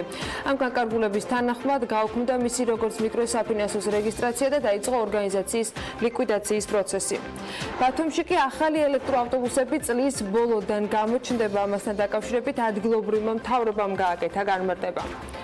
წლის პირველ კვარტალში საქართველოში მოქმედი სადაზღვაო კომპანიების მიერ მოზიდულმა სადაზღვაო პრემიამ 179,900,000 ლარი შეადგინა, რაც წინა წლის ამავე პერიოდის მაჩვენებელს 15,600,000 ლარით აღემატება. იზრდება კომპანიების წმინდა მოგებაც, კერძო დაზღვევის ზედამხედველობის სამსახურის მონაცემებით სამ თვეში კომპანიებმა ჯამში 800,300,000 ლარის წმინდა მოგება მიიღეს, რაც გასული წლის მაჩვენებელს 800,000 ლარით აღემატებოდა. ინდუსტრიის ჯამური აქტივები კი 766 მილიონი ლარით არის გაზრდილი, კაპიტალი კი 270 მილიონ 100,000 ლარამდეა. მოზიდული სადაზღვეო პრემიის მიხედვით კომპანია იმედიელი ლიდერობს 46 მილიონი ლარი წლის პირველ კვარტალში მიიღეს, მას მოსდევს GPI 28 მილიონ 100,000 ლარი და შემდეგი არის ალდაგი 19 მილიონ 100,000 ლარი. საანგარიშო პერიოდში ყველაზე მეტი ზარალი კომპანია GPI-მა ანაზღაურა 18 მილიონ 900,000 ლარი, მეორე ადგილს კი იმედიელი იკავებს 12 მილიონ 300,000 ლარი და მესამე ადგილზე მას ალდაგი მოჰყვება 6 მილიონ 600,000 ლარით. 2019 წლის პირველ კვარტალში საქართველოს ტერიტორიაზე 15 წლის და უფროსი ასაკის ადგილობრივი ვიზიტორების საშუალო თვიური რაოდენობა 918,400 განისაზღვრა, რომელმაც ქვეყნის ტერიტორიაზე 1,100,000 ვიზიტი განახორციელა. ამ პერიოდში ვიზიტების რაოდენობა 11,9%-ით აღემატება 2018 წლის პირველი კვარტლის შესაბამის მონაცემებს. 2019 წლის პირველ კვარტალში საქართველოს რეზიდენტი ვიზიტორების მიერ ქვეყნის ტერიტორიაზე განხორციელებული ტურისტული ტიპის ვიზიტის საშუალო თვიური რაოდენობა იყო 470,800, რაც 11,9%-ით მეტია წინა წლის იგივე პერიოდის მაჩვენებელთან შედარებით. 2019 წლის პირველ კვარტალში ვიზიტორების 37,6%, 31-დან 50 წლამდე ასაკობრივ კატეგორიას მიეკუთვნებოდა. ქალების რაოდენობა მთლიანი ვიზიტორების შემთხვევაში იყო 53,4%. გამოკვლევის შედეგების თანახმად ვიზიტორების 28,3% თბილისის მაცხოვრებელია, 16,8% კი იმერეთის რაჭა-ლეჩხუმის და ქვემო სვანეთის რეგიონზე მოდის, 12,8% კი აჭარაზე. დანარჩენი რეგიონები სტრუქტურაში შედარებით დაბალი წილით არის წარმოდგენილი. ყველაზე მეტი ვიზიტი თბილისში განხორციელდა და იმერეთის რეგიონში. 2019 წლის პირველ კვარტალში განხორციელებული ვიზიტებისას გაწეული საშუალო თვიური ხარჯის მოცულობა 121 მილიონ 700,000 ლარით განისაზღვრა. მაჩვენებელი არის 1,1%-ით მეტი გასული წლის შესაბამის პერიოდთან შედარებით. ვიზიტზე გაწეული საშუალო ხარჯი კი შემცირებულია 11,9 ლარით და 110 ლარი და 50 თეთრი შეადგინა. სხვადასხვა ქვეყანაში H&M-ის მაღაზიებში ქალის სამოსი იარლიყით Made in Georgia მიმდინარე წლის მარტიდან უკვე იყიდება. BIA-სთან საუბარში კი ქუთაისის H&M-ის ბრენდის სამოსის მწარმოებელი კომპანია MGM-ის დირექტორი ამბობს, რომ საქართველოში შეკელელი სამოსი ჯამში 64 ქვეყანაშია წარმოდგენილი. როგორც ის განმარტავს, H&M-ის ბრენდით ქალის ხაზის სამოსი Made in Georgia-ს იარლიყით ევროპის ქვეყნების გარდა ამჟამად უკვე ამერიკაში, თურქეთში და ავსტრალიაში იყიდება. ლომინაძე აღნიშნავს, რომ H&M-ის გარდა MGM-ს Made in Georgia-ს იარლიყით ისეთი ბრენდებისთვისაც კერავს სამოს, როგორც არის მაგალითად NYX-ი, Marks & Spencer-ი, Koma და ასე შემდეგ. საქართველოს შეკერილი პროდუქცია კი ქვეყნის ფარგლებს გარეთ დაახლოებით 40-დან 60 ევრომდე ღირს. შეპეს MGM-ს, რომელიც 2018 წლის აპრილის დასაწყისში ამოქმედდა წლიურად 720,000 ცალ ქალის ხაზის ტანსაცმელს აწარმოებს. საწარმოში ამ დროისათვის 320 ადამიანია დასაქმებული, ინვესტიციის ჯამური მოცულობა კი 3 მილიონ ლარს შეადგენს. ქვედა ჩხოროწყურში ახალი საწარმო სახელმწიფო პროგრამა აწარმოა საქართველოში მხარდაჭერით გაიხსნა. საწარმოს ფუნქციონირებისათვის კი ინვესტორმა 127,000 ლარის ინვესტიცია განახორციელა და 10 სამუშაო ადგილი შეიქმნა. კომპანია ყოველწლიურად 90 ტონა დაფნის ფოთოლს გადაამუშავებს. ამ პროექტის ფარგლებში შეპეს ჯუმითი 2014 საქართველოს ეკონომიკისა და მდგრადი განვითარების სამინისტროს სახელმწიფო ქონების ეროვნული სააგენტოსაგან ქვედა ჩხოროწყურში მდებარე 4558 კვადრატული მეტრით სარეალი მიწის ნაკვეთის მფლობელი ერთლარად გახდა. ამასთანავე შეპეს ჯუმითი 2014 ერთიანი აგროპროექტის ბენეფიციარიც არის და საწარმოს მშენებლობისათვის და მანქანა-დანადგარების შეძენისათვის გრანტის სახით სახელმწიფოსაგან 376,000 ლარი აქვთ მიღებული. საქართველოსა და გერმანიის მთავრობებს შორის ფინანსური თანამშრომლობის ახალი ეტაპი იწყება. ორი ქვეყნის მთავრობებს შორის ფინანსური თანამშრომლობის შეთანხმების შესაბამისად ახალი ეტაპი პროფესიული განათლების, ენერგეტიკის სექტორის განვითარების და ენერგოუსაფრთხოების ზრდის მიმართულებით უნდა განხორციელდეს, ამბობს ფინანსთა მინისტრი ივანე მაჭავრიანმა. საქართველოსა და გერმანიის მთავრობებს შორის ფინანსური ხელშეკრულებების გაფორმების ღონისძიებაზე ისაუბრა ცვლად გეგმებზე და სიტყვით გამოსვლისას აღნიშნა, რომ გერმანიასა და საქართველოს შორის პარტნიორობის მნიშვნელობა ძალიან დიდია. მან მადლობა გადაუხადა გერმანიის მთავრობას გაწეული თანადგომისათვის და ისაუბრა გერმანიის მთავრობის მხარდაჭერით საქართველოში უკვე განხორციელებულ და მიმდინარე პროექტებზე, მათ შორის ენერგეტიკის ინფრასტრუქტურის გარემოსდაცვის და სხვა სტრატეგიულ სფეროებში. ბათუმის მერიაში კი 10 ელექტროავტობუსის შეძენისათვის გამოცხადებული საერთაშორისო ტენდერის მეორე ეტაპის სატენდერო პაკეტები გაიხსნა. ბათუმის მერის მიერ გავრცელებულ ინფორმაციაში აღნიშნული არის, რომ წარმოდგენილ დოკუმენტაციას ევროპის რეკონსტრუქციისა და განვითარების ბანკი, იგივე EBRD 30 დღის განმავლობაში განიხილავს და საბოლოო გამარჯვებულსაც გამოავლენს. ბათუმისათვის ელექტროავტობუსების შეძენის მიზნით საერთაშორისო ტენდერი ევროპის რეკონსტრუქციისა და განვითარების ბანკმა ამ წლის იანვარში გამოაცხადა. ტენდერის პირველ ეტაპზე ტექნიკური დოკუმენტაცია 3 კომპანიამ წარმოადგინა და წარმოდგენილი წინადადებების განხილვა უკვე EBRD-ის მიერ დაქირავებულმა კონსულტანტებმა განახორციელეს. პირველი ეტაპი 3 კომპანიამ გადალახა, მეორე ეტაპზე კი ფინანსური დოკუმენტაცია 2 კომპანიამ წარადგინა. ელექტროავტობუსების შეძენა ევროპის რეკონსტრუქცია და განვითარების ბანკის მიერ გამოყოფილი დაბალპროცენტიანი სესხით და მოპოვებული გრანტის საშუალებით მოხდება. ახალი ელექტროავტობუსები ბათუმში წლის ბოლომდე უნდა გამოჩნდეს. მათი ფერის შესარჩევად კი კონკურსია გამოცხადებული. ქუთაისში ტაბიძის ქუჩაზე სარეაბილიტაციო სამუშაოების შემსრულებელმა კომპანიამ მუშაობა საბოლოოდ შეაჩერა. ნიუპრესის ინფორმაციით, ჯეოსერვისში ფინანსური პრობლემებია და ის დაკისრებულ მოვალეობას ვეღარ ასრულებს. სამუშაოებზე არსებულ ხარვეზებთან დაკავშირებით მერიაში ამბობენ, რომ ეს ფაქტია, თუმცა არ ადასტურებენ ინფორმაციას, რომ პრობლემა მერიის მხრიდანაც არის შექმნილი. მათი ინფორმაციით, მერია შესრულებული სამუშაოებისათვის ავანსი გადახდილი აქვს. ნიუპრეს მერიაში ისიც უთხრეს, რომ ეს ავანსი არის 1,77,000 ლარიდან დაახლოებით 232,000 ლარი უკვე გადარიცხული, დანარჩენი თანხა კი ჯერ ბიუჯეტში რჩება. მათივე ინფორმაციით, კომპანიას გაეგზავნა გაფრთხილება და ყველა ვადაგადაცრებულ დღეზე ჯარიმაც დაერიცხებათ. ტაბიძის ქუჩაზე სამუშაოები მარტის ბოლოს დაიწყო, ვადების მიხედვით ძირითადი სამუშაოები ახლა უკვე დასრულებული უნდა იყოს, ამ ეტაპზე კი მხოლოდ ნაწილია შესრულებული. ქუჩაზე არსებულ პრობლემას საგანგებო ბრიფინგით ქალაქის მერი კიდევ ერთხელ გამოეხმაურება. ხარაგაულში 7 ივნისის სტიქიის შედეგად მიღებულმა ზარალმა 2 მილიონ ლარს გადააჭარბა. მუნიციპალიტეტის მერიის ინფორმაციით, სტიქიიდან მეოთხე დღეს მარელსა და ლეღვანში მეწყარისაგან და შლამისაგან გაწმენდილი არის ტერიტორია, როგორც ცენტრალური, ასევე საუბნო გზები, ამასთან მოწყობილია დროებითი ხიდები. მათივე ინფორმაციით, ხარაგაულის მოსახლეობას უკვე კვირის ბოლოდან სასმელი წყალი დროებითი გრაფიკით აღუდგებათ. რაც შეეხება წყლის დაზიანებული მილის აღდგენას, სამუშაოები ჰიდროგეოლოგიური დასკვნის შემდეგ უნდა დაიწყოს.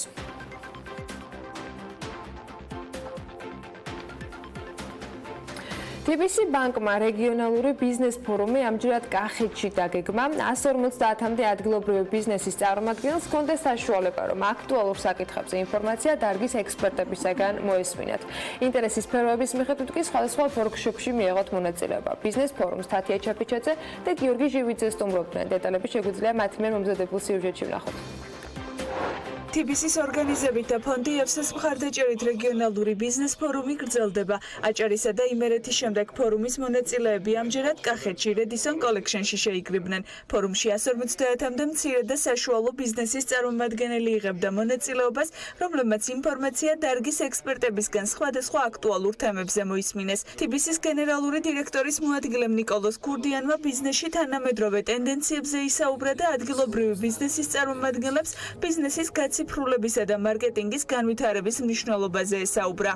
ძალიან ბევრი თანამედროვე ტენდენცია და ტრენდი, რომელიც კრიტიკული ხდება, მაგალითად მოხმარებლების კმაყოფილებაზე ზრუნვა, ხო?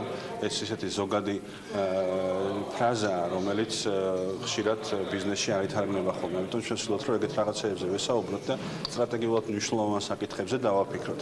ამ ფორუმის მიზანი არ არის ტექნიკურად კრიტიკულ საკითხებზე საუბარი. რა თქმა უნდა, შეიძლება ამასაც შევეხოთ, მაგრამ მნიშვნელოვანია სტრატეგიულად მნიშვნელოვან თემებზე გავუმახვილოთ ყურადღება, როგორც არის ბრენდინგი, როგორც არის მოხმარებლის კმაყოფილებაზე ზრუნვა, როგორც არის, რა ვიცი, სტრატეგიული დაგეგმარება და ასე შემდეგ.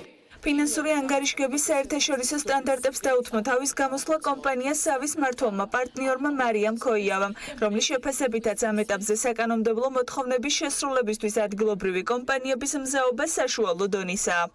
არაუგვიანეს 1 ოქტომბრის წელს ყველა ზომის კომპანიამ უკვე უნდა წარადგინოს ფინანსური ანგარიშგება და ბევრი კომპანიისთვის ეს არის პირველი წელი, როდესაც ისინი მოახდენენ საკანონმდებლო მოთხოვნის შესრულებას და რაც შეეხება კომპანიების მზაობას, ჩემი აზრით რომ მზაობა არის საშუალო დონის, მიუხედავად იმისა, რომ ძალიან ბევრი ღონისძიება გატარდა ბოლო რამდენიმე წლის განმავლობაში ძალიან მაღალ მზაობად ვერ შევაფასებ, იმიტომ რომ საკმაოდ მნიშვნელოვანი პროცესები უნდა გატარდეს კომპანიაში იმისთვის, რომ ხარისხიანად მოხდეს ფინანსური ანგარიშგების მომზადება და ხშირ შემთხვევაში ძალიან ბევრი საწარმო ვერ აცნობიერებს ამ პროცესების კომპლექსურობას და იწყებენ მუშაობას უკვე ძალიან გვიან.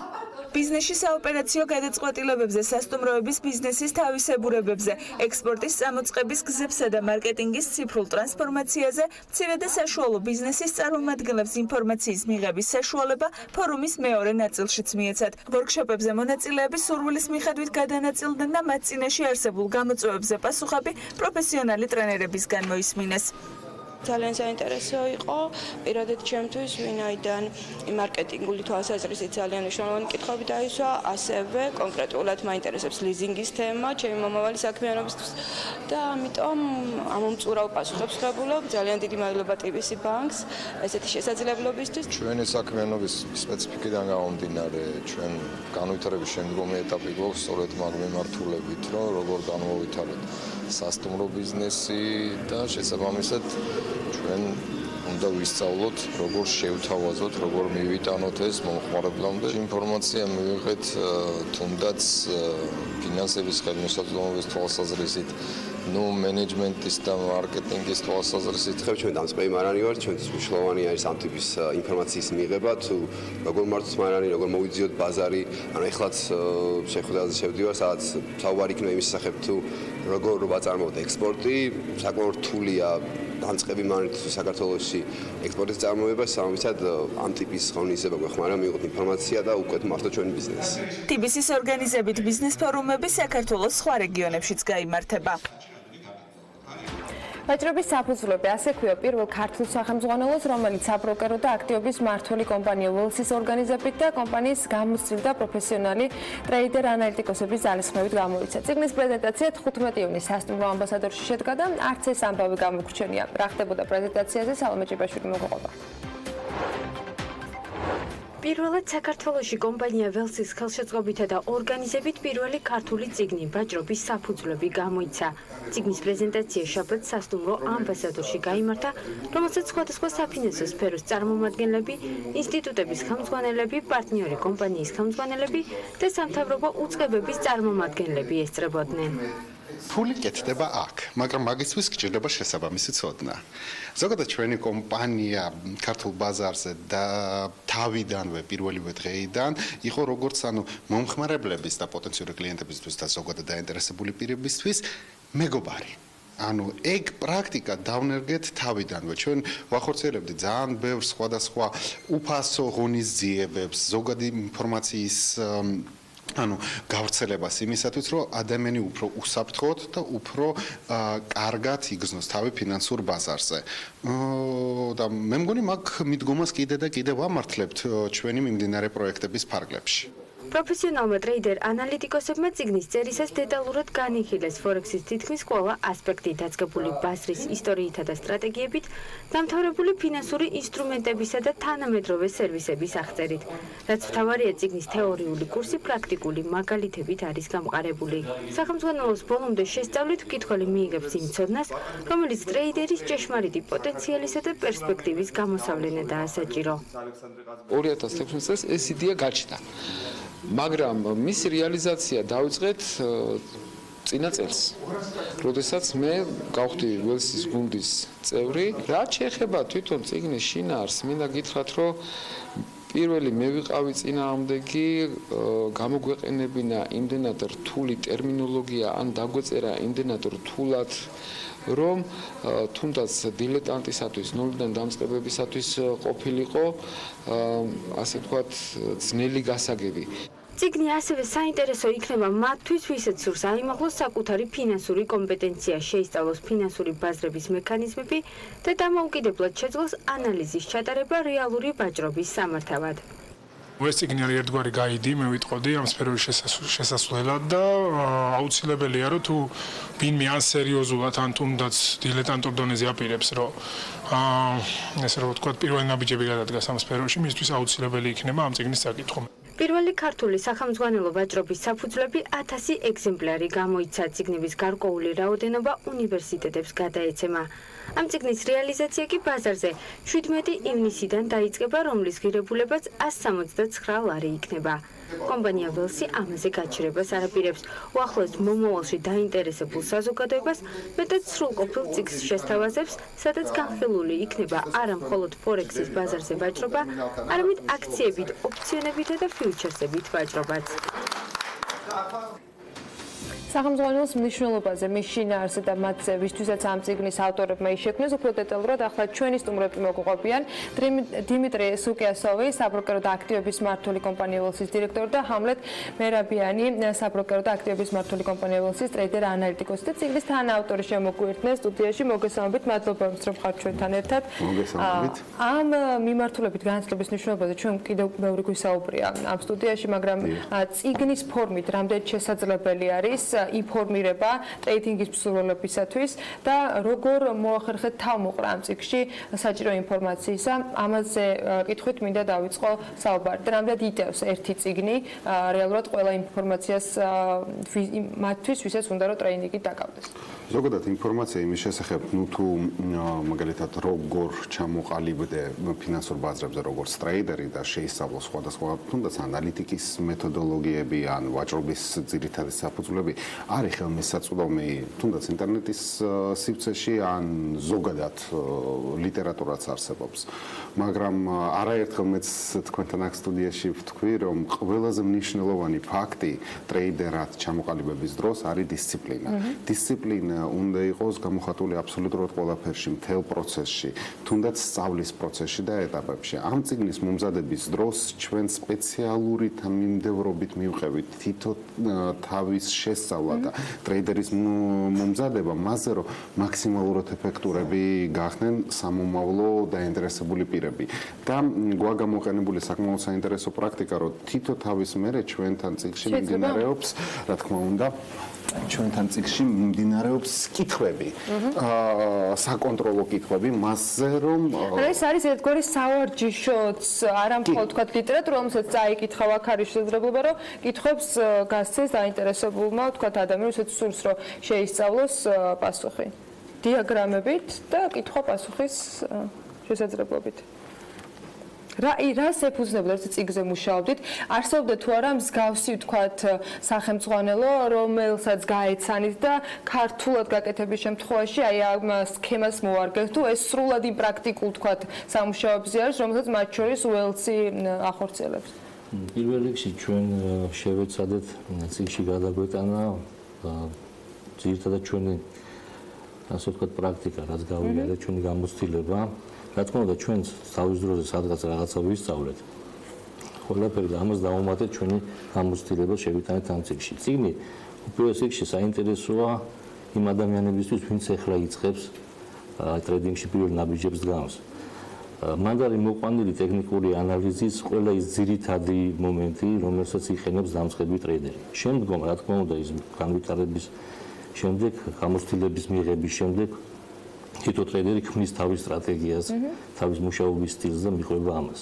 მაგრამ იმისთვის, რომ თავიდანვე შეხედოს თუნდაც იმ გრაფიკს, თუნდაც იმ ანალიზი გააკეთოს, სრულიად საკმარისია ამ წიგნის შესწავლა, რომ ადამიანს შეძლოს შეხედოს ბაზარს და რაღაცა კონკრეტული მიმართულებები პროგნოზი გააკეთოს. მე რომ დავждე ხარ, რომელსაც ტრეიდინგი თავის არყოფილად დაკავებული ამ წიგნით ხელში კომპიუტერთან შევძლებთ თუ არა საწყის თქვათ ნაბიჯებში გავერკვა, რა თქმა უნდა ტრეიდინგი ჭირდება შემდეგ ინფორმაციის დაგროვება და ბევრი პრაქტიკა ამისთვის რომ ვიმუშაო, მაგრამ საკმარისი არის თუ არა რომ საკუთარ თავთან მუშაობით ამ წიგნის დახმარებით რაღაცა პირველადი ინფორმაცია მიიღოს, თუ საჭირო არის ერთგვარი თქვათ პედაგოგი, რომელიც დამეხმარება რაღაცებს ახსნა გარკვევაში. მიზანი ზუსტად ის იყო, რომ ადამიანმა შეძლოს ამის წაკითხვით, რა თქმა უნდა, თუ შეისწავლის საფუძვლიანად, ისე კი არ გადაკითხავს, როგორც ხალხურ ლიტერატურას, ხო?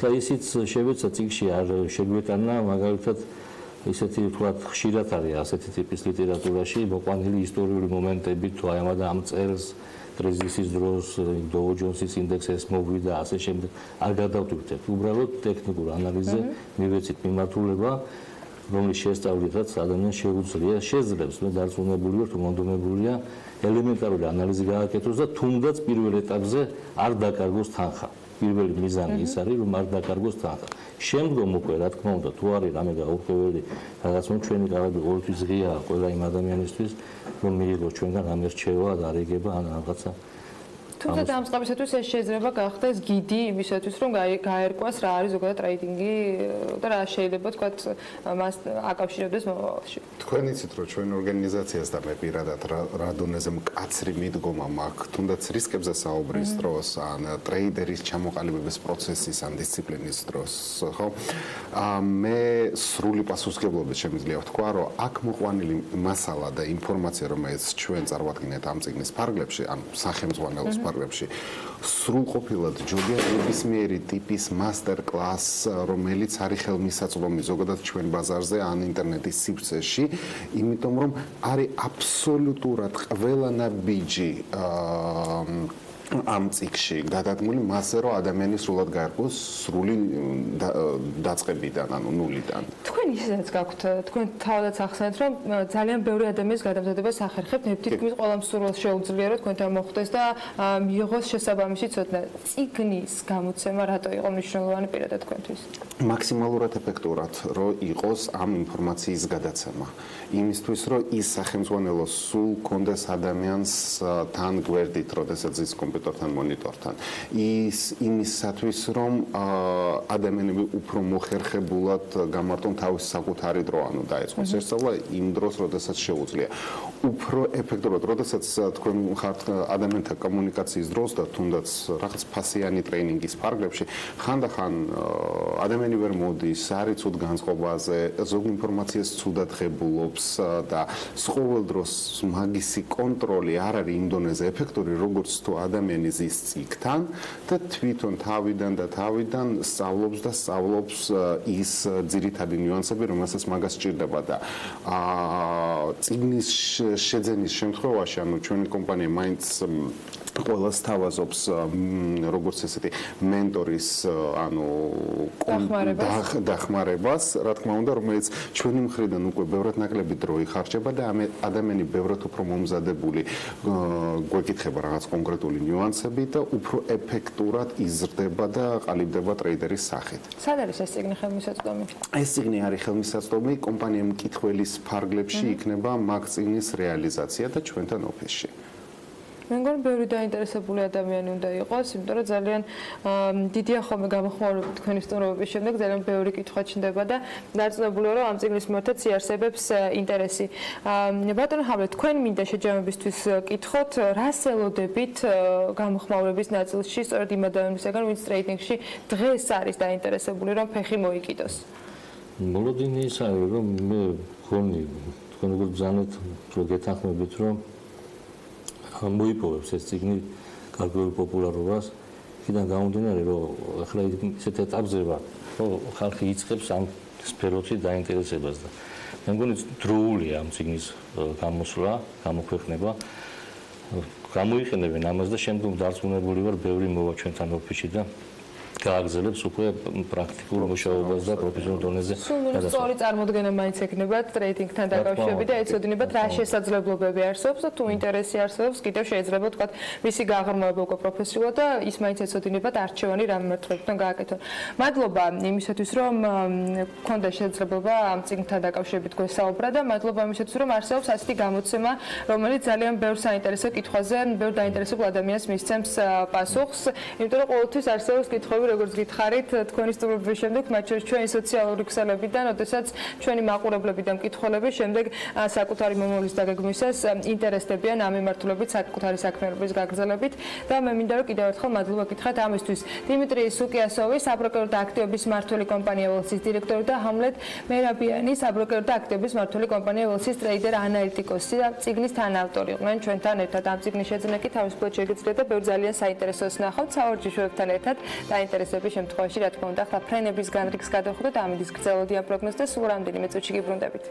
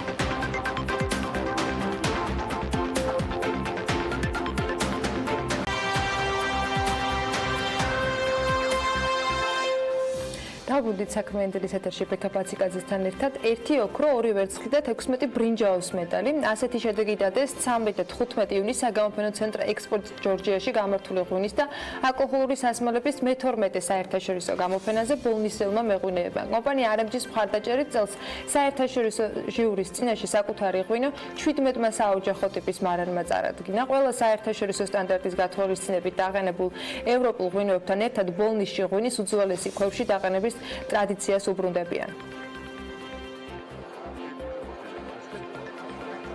დიდი იმედებით ვარ, დიდი წარმატებებს ველოდებით. შეფასებაც მივიღეთ ძალიან კარგი, დადებითი, ჯილდოც დავიმსახურეთ. ჩვენმა როზემ დაესახურა ჯილდო. მომავალში გეგმავთ გაფართოებას, წარმოების, როგორც ადგილობრივი ბაზისთვის, ასევე უცხოეთში გასატანად.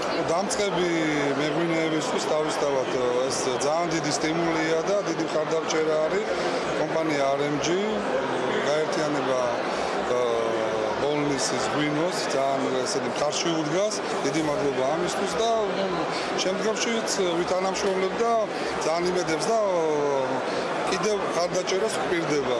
წელევანდელი შარშანდელი მოსავალია 2018 წლის მოსავალია. დავარგებულია მუხის კასში და შემდეგ გადატანილია უჟანგავ ფონდს. არ ველოდი ოქროს და ბოლო თავიდან კი მომწონდა, ერთს ვფიქრობდი, მაგრამ სულ ამხელა თუ იქნებოდა და ასე გაიზრდებოდა, არ ვფიქრობდი ამას და ღვინის ექსპოზე მიღწეულ წარმატებებზე ბოლნისის ღვინის ადგილწარმოშობის დასახელება დარეგისტრირებასა და კომპანია არემჯის მხრიდან ბოლნისური ღვინის ხელშეწყობის პროგრამის მიმდინარეობის შესახებ სტუმრებთან ერთად ვაგრძელებთ. ამინა ქართველიშვილი, არემჯის აღმასრულებელი დირექტორის მოადგილე და გურამ ალქოფაშვილი, მეღვინეთა გაერთიანება ღვინო ბოლნისის დამფუძნებელი. დილამშვიდობის მოგესალმებით. ფილოსოფს წარმატებას პირველ რიგში, რომელიც ამ გამოფენაზე ერთდროულად რამდენიმე ათეულმა ღვინო მოახერხა. როგორი იყო მოდი თქვენგან დავიწყოთ, როგორი იყო ეს გამოფენა და რამდენად კმაყოფილი ხართ შედეგით? ესე იგი ძალიან მნიშვნელოვანი ფაქტი მოხდა, როცა უკვე მეორე წელია ჩვენ ვიღებთ მონაწილეობას ეს ერთობლივად გაერთიანების სახელით მეღვინეები ამ საერთაშორისო კონკურსში და გამოფენაში. რაშიც რა თქმა უნდა დიდი წვლილი აქვს კომპანია არემჯის, ჩვენ ვერ შევძლებდით ამ კონკურსში მონაწილეობის მიღებას. თანხებთან არის დაკავშირებული, ამიტომ ეს მხარდაჭერა ძალიან მნიშვნელოვანია ჩვენთვის და შედეგმაც არ დააყოვნა. თვითონ როგორ არჩევთ ხოლმე ღვინოებს, რომელიც ამ ფესტივალზე უნდა იყოს წარმოდგენილი, თუ ყველას ეძლევა შესაძლებლობა, რომ საკუთარი პროდუქტი წარადგინოს? პირველ რიგში ჩვენ თორ მოგწონს ჩვენი ღვინო ძალიან და ფაქტობრივად სხვებსაც მოეწონათ და ჟივრიმაც დააფასა. დიახ, მანამდე ჩვენ ვატარებთ დეგუსტაციებს, ღვინის სპეციალისტებს ვიწვევთ და რეკომენდაციებს გვაძლევენ, რომელი ღვინო გავიტანოთ კონკურსში თუ გამოფენაზე და ამის შემდეგ ვიწყებთ უკვე მოქმედებას თუ რომელ ფესტივალზე და ამ კონკურსზე წარუდგეთ ჩვენი ღვინოებით. და წელსაც ესე მოხდა, შეაფასა ჩვენი ღვინოები გამოსტილმა დეგუსტატორებმა და რეკომენდაციები მივიღეთ მათგან, რომ შესაძლებელია ამ კონკურსში მონაწილეობა მიგვეღო. ეს კონკურსი ტარდებოდა ბრიტანული წესებით, ძალიან მკაცრი კონკურსი იყო და ძალიან სასიხარულოა, რომ მოვიპოვეთ ჯილდოები და რაც მთავარია, ერთი ოქრო, ეს რაოდენობრივად კი არის ერთი, მაგრამ ეს არის ძალიან მნიშვნელოვანი, ბევრ რამეს ნიშნავს, რომ მომავალში ჩვენი მეღვინეობა წარმატებით გაგრძელდეს. ბატონო გურამ, გაერთიანება როდის ჩამოყალიბდა და ამ გაერთიანების ფარგლებში, ანუ რას გაძლევთ ეს გაერთიანება? ეს უფრო ესე იგი ჩვენ მეღვინეობა დავიწყეთ ქართული ტრადიციული მეთოდით, მანამდე იყო ევროპული მეღვინეობა ბოლნისში, მოგეხსენებათ, გერმანელები ცხოვრობდნენ ჩვენთან და უფრო განვითარებული იყო ევროპული მეღვინეობა. ბოლო წლებში, როდესაც პოპულარული გახდა უფრო ქვევრის ღვინის ამბავი, ამის შემდეგ მოვკიდეთ ხელი ქვევრში ღვინის დაყენების წესებით ვამზადებთ ღვინოს და თავიდან ვიყავით ერთი კომპანია იყო მხოლოდ მცირე საწარმო, აქ ლაპარაკია მხოლოდ საოჯახო მარნებზე და ეს მეღვინეები არ არიან პროფესიით მეღვინეები, ენთუზიასტ მეღვინეებს ვეძახით ჩვენ თავს, თუმცა ისევ არემჯის დახმარებით ჩვენ უკვე მეორე წელია ტრენინგებს გავდივართ, ვეუფლებით ამ ხელოვნებას, ასე ვთქვათ და წარმატებად სახეზეა როგორც ხედავთ. ბოლნისელ მეღვინემ თავისი სათქმელი თქვა, ფაქტია და ეს მოხერხდა არა მხოლოდ ამ კონკურსის ფარგლებში, არამედ ზოგადად ბევრი გეგმა არის. ამ გეგმებზე აუცილებლად გადავალთ, მაგრამ ბატონო ამირა თქვენ მინდა გითხოთ, თქვენი ინტერესი რა არის და რა ფორმით ხართ ჩართულები, იმიტომ რომ ეს არ არის მხოლოდ თქვა დაფინანსება, რომელიც კონკურსში მონაწილეობისათვის ამ ადამიანებს გარდაულად სჭირდებოდათ, ელემენტარულად იმისათვის, რომ საკუთარი პროდუქტი სხვებსაც შეეფასებინათ. რა ფორმით ხართ ჩართულები და რა ხდება, რა საკეთებთ თქვენ, რა კავშირი გაქვთ? დილამშვიდობის, დიდი მადლობა მოპატიჟებისთვის, ულოცავ ბოლნისის მეღვინეთა გაერთიანებას ამ დიდ წარმატებას. ჩვენი კომპანიის სოციალური პასუხისმგებლობა და კორპორატიული სოციალური მიდგომები მკვეთრად პოზიტიურია ბოლო წლების დინამიკას თუ გადავავლებთ თვალყურს. რაც შეეხება ბოლნისის ღვინოს, ძლიერი კომპანიის ხაზი შექმნას ახალი სამუშაო ადგილები და რეგიონში შეუწყოს ხელი დამატებითი სტიმულირებით სხვადასხვა დარგობრივი მიმართულებებზე ორიენტაციით. აი ეს არის კომპანიის გაცხადებული დეკლარირებული პრინციპი, რაც კონკრეტულად უკავშირდება მეღვინეობას.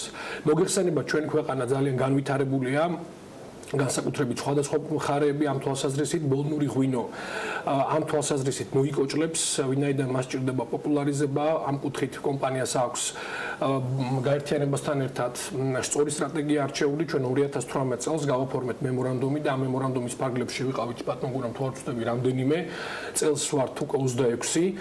კომპანიას არანაირი ინტერესი აქ არ აქვს, გარდა ერთისა, რომ შექმნას პატარა ბიზნესს გაუჩინოს ახალი სტიმულები, შესაძლებლობები და და მომავალში რეგიონში გააჩინოს დამოუკიდებელი სუბიექტები, რომლებიც შეძლებენ საკუთარ პოზიციების მართვას. დეტალურად გარდა თქვათ, ანუ რაც ახსენათ დაფინანსების რომ ეჭირდებოდა, ბატონმა გურამ ახსენა რომ არის ტრეინინგები და შემდეგ ანუ მთლიანად ეს ჯაჭვი როგორ არის აწყობილი, ეს სტრატეგია, რაზეც არის დაფუძნებული განვითარება ბოლნისის ღვინოს. გვაქვს საუკეთესო კუპაჟის ღვინოები ბოლნისში, მაგრამ ამ ღვინოებს ჭირდება თანამედროვე ტექნოლოგიური ციკლით დაღვინება. ამ კუთხით ძალიან მნიშვნელოვანია მაღალი დონის ექსპერტების ჩამოყვანა ადგილზე, ინდივიდუალურად ყველა საოჯახო მეურნეობაში და ღვინის მარანში მიყვანა, ნახვა იქ არსებული ტექნოლოგიური პროცესებისა, სწორი რჩევების მიცემა და რაც ყველაზე მთავარია კომპლექსური ტრენინგ კურსის ორგანიზება, რაც უკვე მოხდა და 2 წელიწადია ეს მიმდინარეობს და მე დარწმუნებული ვარ ყველანი დამეთანხმებით, რომ ეს მუშაობს და წლევანდელი ღვინის საერთაშორისო სიმპოზიუმი ამის ნათელი მაგალითია თუ როგორ შევძელით ჩვენ მაღალ სტანდარტ ამ ქცევების აყვება. მეორე მნიშვნელოვანი მაპატიეთ ეს არის ძალიან მნიშვნელოვანი არის რომ ადგილწარმოების რეესში მოხდა ბოლნური ღვინო, ეს ხაზს უსვამს ეს გადაწყვეტილება იმას რომ არსებობს დიდი პოტენციალი მათ შორის ექსპორტის თვალსაზრისით, პოპულარიზების კუთხით და ამას ჭირდება ბუნებრივია ბაზრებთან მიმართებაში სწორი სინჯები, ნიადაგის მდგომარეობა, ღვინის სითხის მაღალი სტანდარტი, რაც სრული პასუხისმგებლობით შეგვიძლია ვთქვა და ამას ყველა ლაბორატორიული კვლევა ადასტურებს რომ მაშავერა ხრამის ფერდობზე რაც ეს ღვინოებია გაშენებული არის მიწა სრულიად კრისტალური და ბუნებრივია მათ აქვთ უფრო მეტი სტიმული რაც შეიძლება მეტი ვენახი გააშენონ და რაც ყველაზე მთავარია საერთაშორისო სიმპოზიუმებზე წარდგენა იმისაც რომ ბევრმა ადამიანმა გაიცნოს ჩვენ რეგიონში ღვინო რომელიც შეძლებს შემდგომ ბუნებრივია რაც შეიძლება ბევრი ბოთლი გაიყიდოს და მეტი შემოსავალი მიიღონ ჩვენმა მოქალაქეებმა. ძირითადად რა ღვინო არის ბოლნისში და თქვენ რომელს ირჩევთ ხოლმე?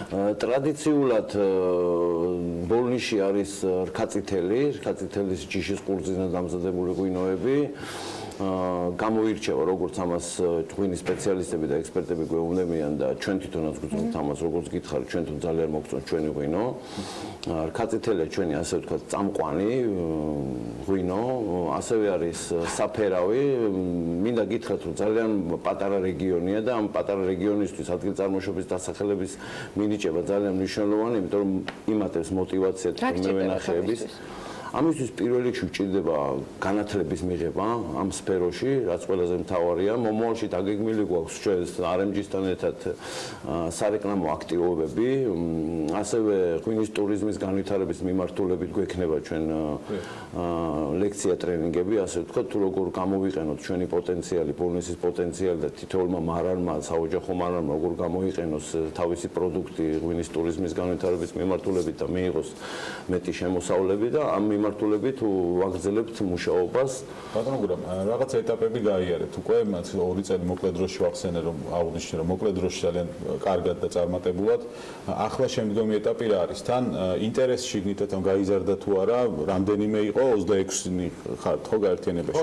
ანუ მიდის თუ არა ეს პროცესი? წელს ვიყავით ერთი, მაგალითად მარტო. შემდეგ წელში ძალიან სწრაფად განვითარდა ეს ამბავი და შარშან თუ ვიყავით 17 წელს უკვე ვართ 26-ამ გაერთიანებაში და როგორი ინფორმაციაც მაქვს მე, ყველა მევენახე, რომელიც ბოლნისში და მინდა გითხრათ, ეს არის ძალიან პატარა რაოდენობა, ეს არის ბოლნისში სულ ჰექტრობით არის 800 ჰექტარი, ეს არის ძალიან მცირე რაოდენობა, მევენახეებმა ეს კარგად იციან.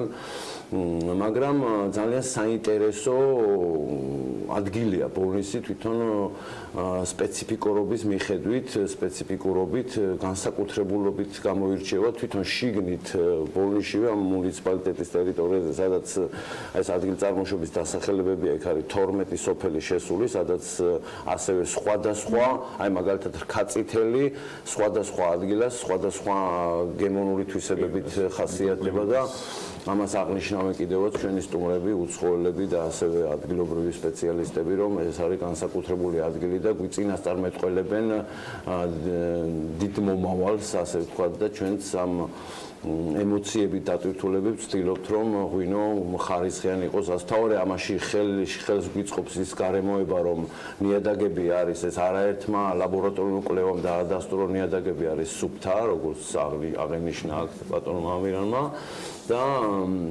სურვილი იმისა, რომ განვითარდეს ადგილობრივი მევენახეობა და მეღვინეობა არის ძალიან დიდი. ადგილობრივი ხელისუფლებას მონაწილეობს ამ დარგის განვითარებაში ძალიან ინტენსიურად. 13-14 ივნისი იყო პირველი საერთაშორისო ფორუმი სოფლის მეღვინეობის განვითარების მიმართულებით. ეს ძალიან გამოგვადგა ჩვენ აქაც მონაწილეობდით ბოლნისის პარასკევის ღონისძიებაზე რა ეს რას მოიცავდა? იმიტომ რომ ეს უნდა მეკითხა, როგორც ვთქვი, ძალიან საინტერესო იყო და ფაქტია, რომ თქვენ შრომა შედეგი აუცილებლად ექნება, იმიტომ რომ ხელა რესურსი იდებათ. რა ხდებოდა ამ ნაწილში? თქვენ რა აქ იყო წარმოდგენილი ბოლნისში წარმოებული სხვადასხვა სოფლის მეღვინეობის პროდუქტები. ამჯერად ვისაუბრებ ღვინოზე, წამყვანი მაინც ღვინო გამოგვივიდა ესე რომ ღვინო იყო წამყვანი. ამაშიც მონაწილეობდა ბოლნისელი მეღვინეები, რომლებიც ექსპო ჯორჯიას გამოფენაში და კონკურსში მონაწილეობდნენ. ჩვენ სტუმრებს გავასინჯეთ ჩვენი ღვინოები და გემოვნეს მაგ კიდევ შეაფასეს და რა პროდუქტები არის კიდევ? არის ყველი, არის თაფლი, არის ხელნაკეთი ნივთები, საინტერესოა ძალიან სხვათა შორის ინოვაციებია კიდევ ეს არის ჯეჯილის კოქტეილსაც ამზადებენ უკვე ბოლნისში და იქ რა არის? ისმევა ბიოპროდუქტია, სხვათა შორის ბიოპროდუქტებით მზადდება ბოლნისში და ეს ერთ-ერთი თვალსაჩინო მაგალითი იყო ამ გამოფენაზე, რომელიც უნახეთ პირველად, ჩვენ თვითონ პირველად უნახეთ, არც ვიცოდით ამის შესახებ. ჯეჯილის კოქტეილი მაგარი იყო. უალკოჰოლო ალბათ ხო? რა თქმა უნდა. ამ ფორუმმა მოგცა ჩვენ შესაძლებლობები, რომ გავცნობოდით თვითონ საქართველოს მოსახლეობას და ჩვენთან სტუმრად იმყოფებოდნენ კოლეგა მუნიციპალიტეტები, ასე ვთქვათ, თვითონ საქართველოსდან და ბელარუსიდან იყვნენ წარმოდგენილები, პოლონეთიდან იყვნენ წარმოდგენილები და მათმაც შეაფასეს ჩვენი ღვინოები და გარემო თუ როგორი გარემოა შექმნილი ბოლნისში სოფლის მეურნეობის პროდუქტების განვითარების კუთხით და ძალიან საინტერესო აღმოჩნდა, როგორც მათმა აღნიშნეს ეს ღონისძიება. მეღვინეობა საკმაოდ დაეხმარება, ცნობადობა იზრდება, თუმცა გჭირდება კიდე განვითარება, რა თქმა უნდა, ეს 2 წელიწადში შედეგები არის, მაგრამ კიდე მეტი შედეგების მიღწევა შეიძლება ესეთი თანამშრომლობით. ეს თანამშრომლობა ყველაზე ძლიერ კომპანიასთან, მუნიციპალიტეტთან, მეღვინეებთან, ადგილობრივ დაინტერესებულ ადამიანებთან ეს ერთობლიობა ძალიან საინტერესო ხდის თვითონ სამუშაო პროცესს. ყველა ჩამოთვლილი მონაწილე არის მნიშვნელოვანი, როგორც თავად ის ადამიანები ზონის ეკეთებენ, ის მხარდამჭერები, რომლებიც ამაში ხელს გიწყობენ და ბატონო, თქვენ მინდა გითხოთ, თქვენი სამომავლო გეგმები რას უკავშირდება ამ ფორმით? რა გინდათ, რომ აი როცა ეხმარებით ადამიანს, როცა პარტნიორობთ მათთან, თქვენს გაქვთ ხო რაღაცა მიზნები, რომ ეს გამარჯვება თქვენს გაინაწილოთ და თქვენს აი რა უნდა მივიღოთ შედეგად და თქვენ რას აპირებთ? ძალიან კარგი კითხვაა, დიდი მადლობა. კომპანიას აქვს ძალიან მრავალმხრივი სოციალური პასუხისმგებლობა და ეს საზოგადოებისთვის კარგად არის ცნობილი. ჩვენ რეგიონში პრაქტიკულად ყველა მიმართულებაში ვართ აქტიურად ჩართულები და ხელს უწყობთ ჩვენი ქვეყნის სწრაფ ეკონომიკურ ზრდას და ეს არის ობიექტური მოცემულობა და ამას ვერავინ ვერ უარყოფს. ამასთან არემჯიში მიმდინარეობს წარმოუდგენელი ტექნოლოგიური მოდერნიზაციის პროგრამები. ჩვენ წარმატებით ვასრულებთ გარემოს დაცვითი პროგრამული რეფორმირების რამდენიმე ეტაპს. და მთელი რიგი კომპლექსური ჯაჭვი, რომელიც უკავშირდება იმას, რომ ჩვენ გაცხადებულად და დეკლარირებულად გამოვხატეთ რამდენიმე წლის წინ, რომ ჩვენ უნდა ვიყოთ რეგიონში ნომერ პირველი კომპანია თანამედროვე ტექნოლოგიური გადაიარაღების კუთხით. ძლიერი ინტელექტუალური რესურსით და რაც ყველაზე მთავარია, საბაზისო უნარებით იმ ადამიანებთან ურთიერთობით, რომლებიც ქმნიან რეგიონში ეკონომიკურ დოვლათს. აქედან გამომდინარე კომპანიისთვის პრიორიტეტია და ჩვენი კორპორატიული სოციალური პასუხისმგებლობა სწორედ ამას მეტყველებს, რომ ყველა ამ ტიპის ინიციატივას, სტარტაპს, მცირე თუ საშუალო სამეწარმეო ინიციატივებს კომპანიამ ხელი შეუწყოს იმისათვის, რომ არემჯისთან ერთად რეგიონში იყოს სხვა მსხვილი თუ წვრილი დამსაქმებლები, რომლებიც საბოლოო ჯამში ჩვენი ქვეყნის და ჩვენი რეგიონის ეკონომიკურ სტაბილურობის გარანტორები იქნებიან. ამიტომაც ეს არის ჩვენთვის სასიხარულო, მისასალმებელი და მე მჯერა, რომ ამ ტემპებით, ამ შემართებით, ამ სულისკვეთებით და ამ პროფესიონალური აქტით თითოეული ჩვენგანი მივაღწევთ უახლოეს წლებში იმას, რომ ქვემო ქართლის მართლი იქნება საქართველოში ერთ-ერთი გამორჩეული ლეთით-საჩვენებელი რეგიონი მთელ საქართველოსთან მიმართებით ბუნებრივია. და ამაში ძლიერი კომპანიას თავისი პასუხისმგებლობა აქვს აღებული და არემჯის ნამდვილად აქვს რესურსები იმისათვის, რომ რაც შეიძლება ბევრი ადამიანის გული გაამთელოს. და ნამდვილად არსებობს მონდომება ამ ადამიანების მხრიდან, რომ ამაში იყოთ პარტნიორები და რა თქმა უნდა ეს შედეგი იყოს მიღწეული. მე წარმატებას გისურვებ და ძალიან დიდი მადლობა, რომ ამ დატვირთული დღეების ფონზე, რაც თუ კავშირდება გამოფენა და ასევე პარასკევის ღონისძიება, რომ მოახერხეთ და იყავით ჩვენთან ერთად. მადლობა კიდევ ერთხელ და გისურვებ წარმატებას. ამირან ქართველიშვილს, არემჯის აღმასრულებელი დირექტორის მოადგილეს და გურამ ავკოფაშვილს მეღვინეთა გაერთიანება ღვინო ბოლნისის დამფუძნებელს მასპინძლობდით საქმიანი დილის ეთერში. მადლობა მათ კიდევ ერთხელ და რეკლამის შემდეგ დაგიბრუნდებით რამდენიმე წუთში.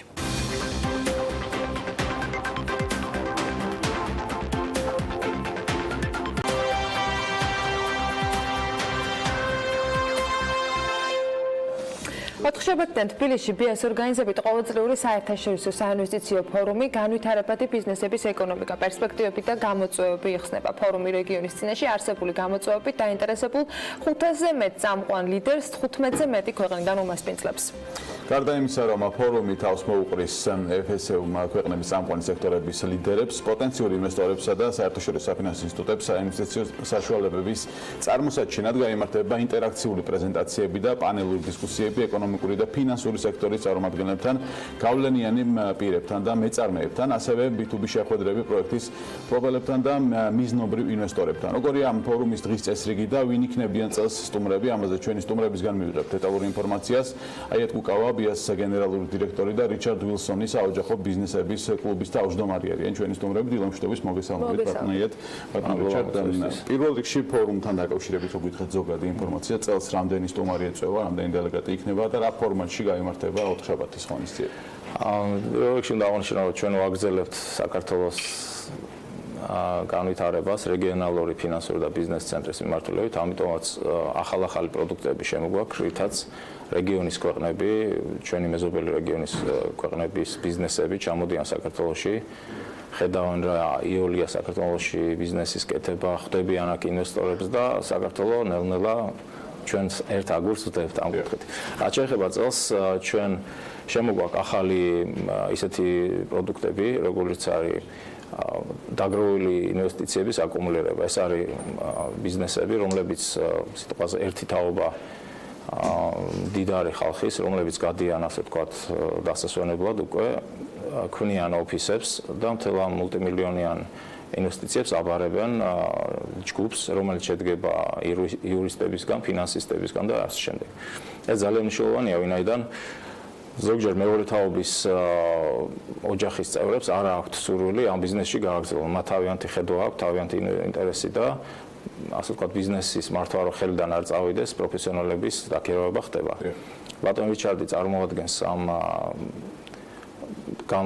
გამოცდილება აქვს წელიწადში 32 ფორუმს ატარებს ამერიკაში და კრიბავს ყველაზე მეტ, ასე ვთქვათ, დიდარ ხალხს, ასე რომ პირდაპირ იცნობს 100-ზე მეტ მსოფლიოს ყველაზე გავლენიან პირებს და ჩვენთვის ძალიან დიდი პატივია, რომ რიჩარდმა დრო გამონახა და ჩამოვიდა. სხვა მონაწილეებზე გითხავთ, მათ შორის იმ შემადგენლობაზე, რომელიც ამ ფორუმზე იქნება, სწორედ ბატონ რიჩარდთან მიკითხავ, საქართველოს პოტენციალს თქვენ როგორ ხედავთ, რა ინტერესი შეიძლება გქონდეთ ასეთი ტიპის, თქვათ, ბიზნესმენებს, ასეთი ტიპის ქონების მფლობელებს საქართველოში, გარემოს როგორ აფასებთ ამ მიმართულებით, რამდენად საინტერესო შეიძლება იყოს ასეთი თემით დაინტერესებული ადამიანებისათვის?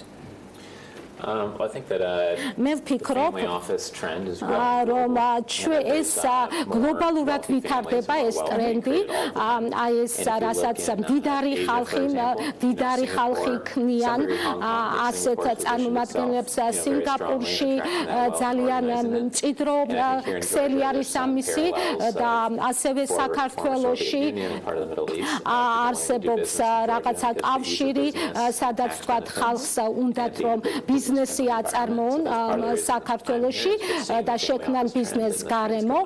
აი ეს ტრენდი კარგი იქნება თუ განვითარდება საქართველოში. ვიცნობთ ადგილობრივ ბაზარს იგივე თქვათ დასაქმების ნაწილში რამდენად აქვს საქართველოს მოსახლეობას დღეს შესაბამის კვალიფიკაცია და შესაბამისი თქვათ ცოდნა იმისათვის რომ ასეთი შეთავაზება გაკეთდეს და იყოს თქვათ ინტერესის საპასუხო. feedback and interest. მე ვფიქრობ, რომ პოტენციაში აი ეს ოჯახები, რომლებიც ქმნიან გარკვეულ სიმდიდრეს, სხვადასხვა ბიზნესები, სხვადასხვა უძრავი ქონების სახით, სხვადასხვა სახით და მათ და ყოველთვის ისინი დებენ ამ თავიანთ ფულს უძრავ ქონებაში და აი ეს პოტენციალი ამ უძრავი ქონების ძალიან მნიშვნელოვანია, როდესაც ხდება სტარტაპების შექმნა. რაც შეეხება ჩემს ოფისს, family office, სხვადასხვა სერვისებს, ეკოსისტემა, აი ასეთი მდიდარი ოჯახებისთვის რომ დაიწყონ ბიზნესი საქართველოში, ეს არის შესაძლებლობა და ძალიან საინტერესო მიმართულებით მუშაობთ, ამიტომ მინდა გითხოთ რა ტიპის გამოცდილება გაქვთ უკვე დაგრული და როგორ ხდება ასე ვთქვათ ასეთ ოჯახებთან მუშაობა, როდესაც მათი ასე ვთქვათ სიმდიდრის ინვესტირებას გეგმავთ და ემუშავებით რომ ამა თუ იმ ქვეყანაში მოახდინონ ამა თუ იმ სექტორში ფულის დაბანდება. Sure. in this or that sector. აი სტრუქტურა, აი ამ საოჯახო ბიზნესების ეს არის ორიენტირებული სხვადასხვა კერძო ქონებაზე, სხვადასხვა უძრავ ქონებაზე. ეს არის ჯგუფი, თავდადებული ჯგუფი, რომლებიც აკეთებენ ამ საქმეს. შეიძლება რომელიმე ოჯახს აქვს ასეთი დაგროვილი სიმდიდრე და ჩვენი ჯგუფი ეხმარება მათ, რომ სხვადასხვა გადაწყვეტა, სხვადასხვანაირად დააბანდონეს თავიანთი ფული, ვთქვათ, ბონდებში, აქციებში, ფასიან ხალხებში, ან ვთქვათ, ნახდი ფულით უძრავ ქონებაში, ან აქტიურ ბიზნესში და სხვადასხვა სექტორებში და ეს სხვადასხვა ნაწილები გააერთიანონ. იმიტომ რომ მათ ჭირდებათ, რომ იცოდნენ, როგორ უნდა მართონ ეს სიმდიდრე და ეს ბიზნესი. ზოგჯერ მეწარმემ არ იცის თუ რა უნდა გააკეთოს და შეიძლება მათ იმდენად გონიერები არ არიან, რომ შეძლონ ამ ქონების მართვა. ისინი ვთქვათ, ირჩევენ რაღაც აქციებს, ბონდებს და ეს ძალიან დიდი გამოწვევაა. ამიტომ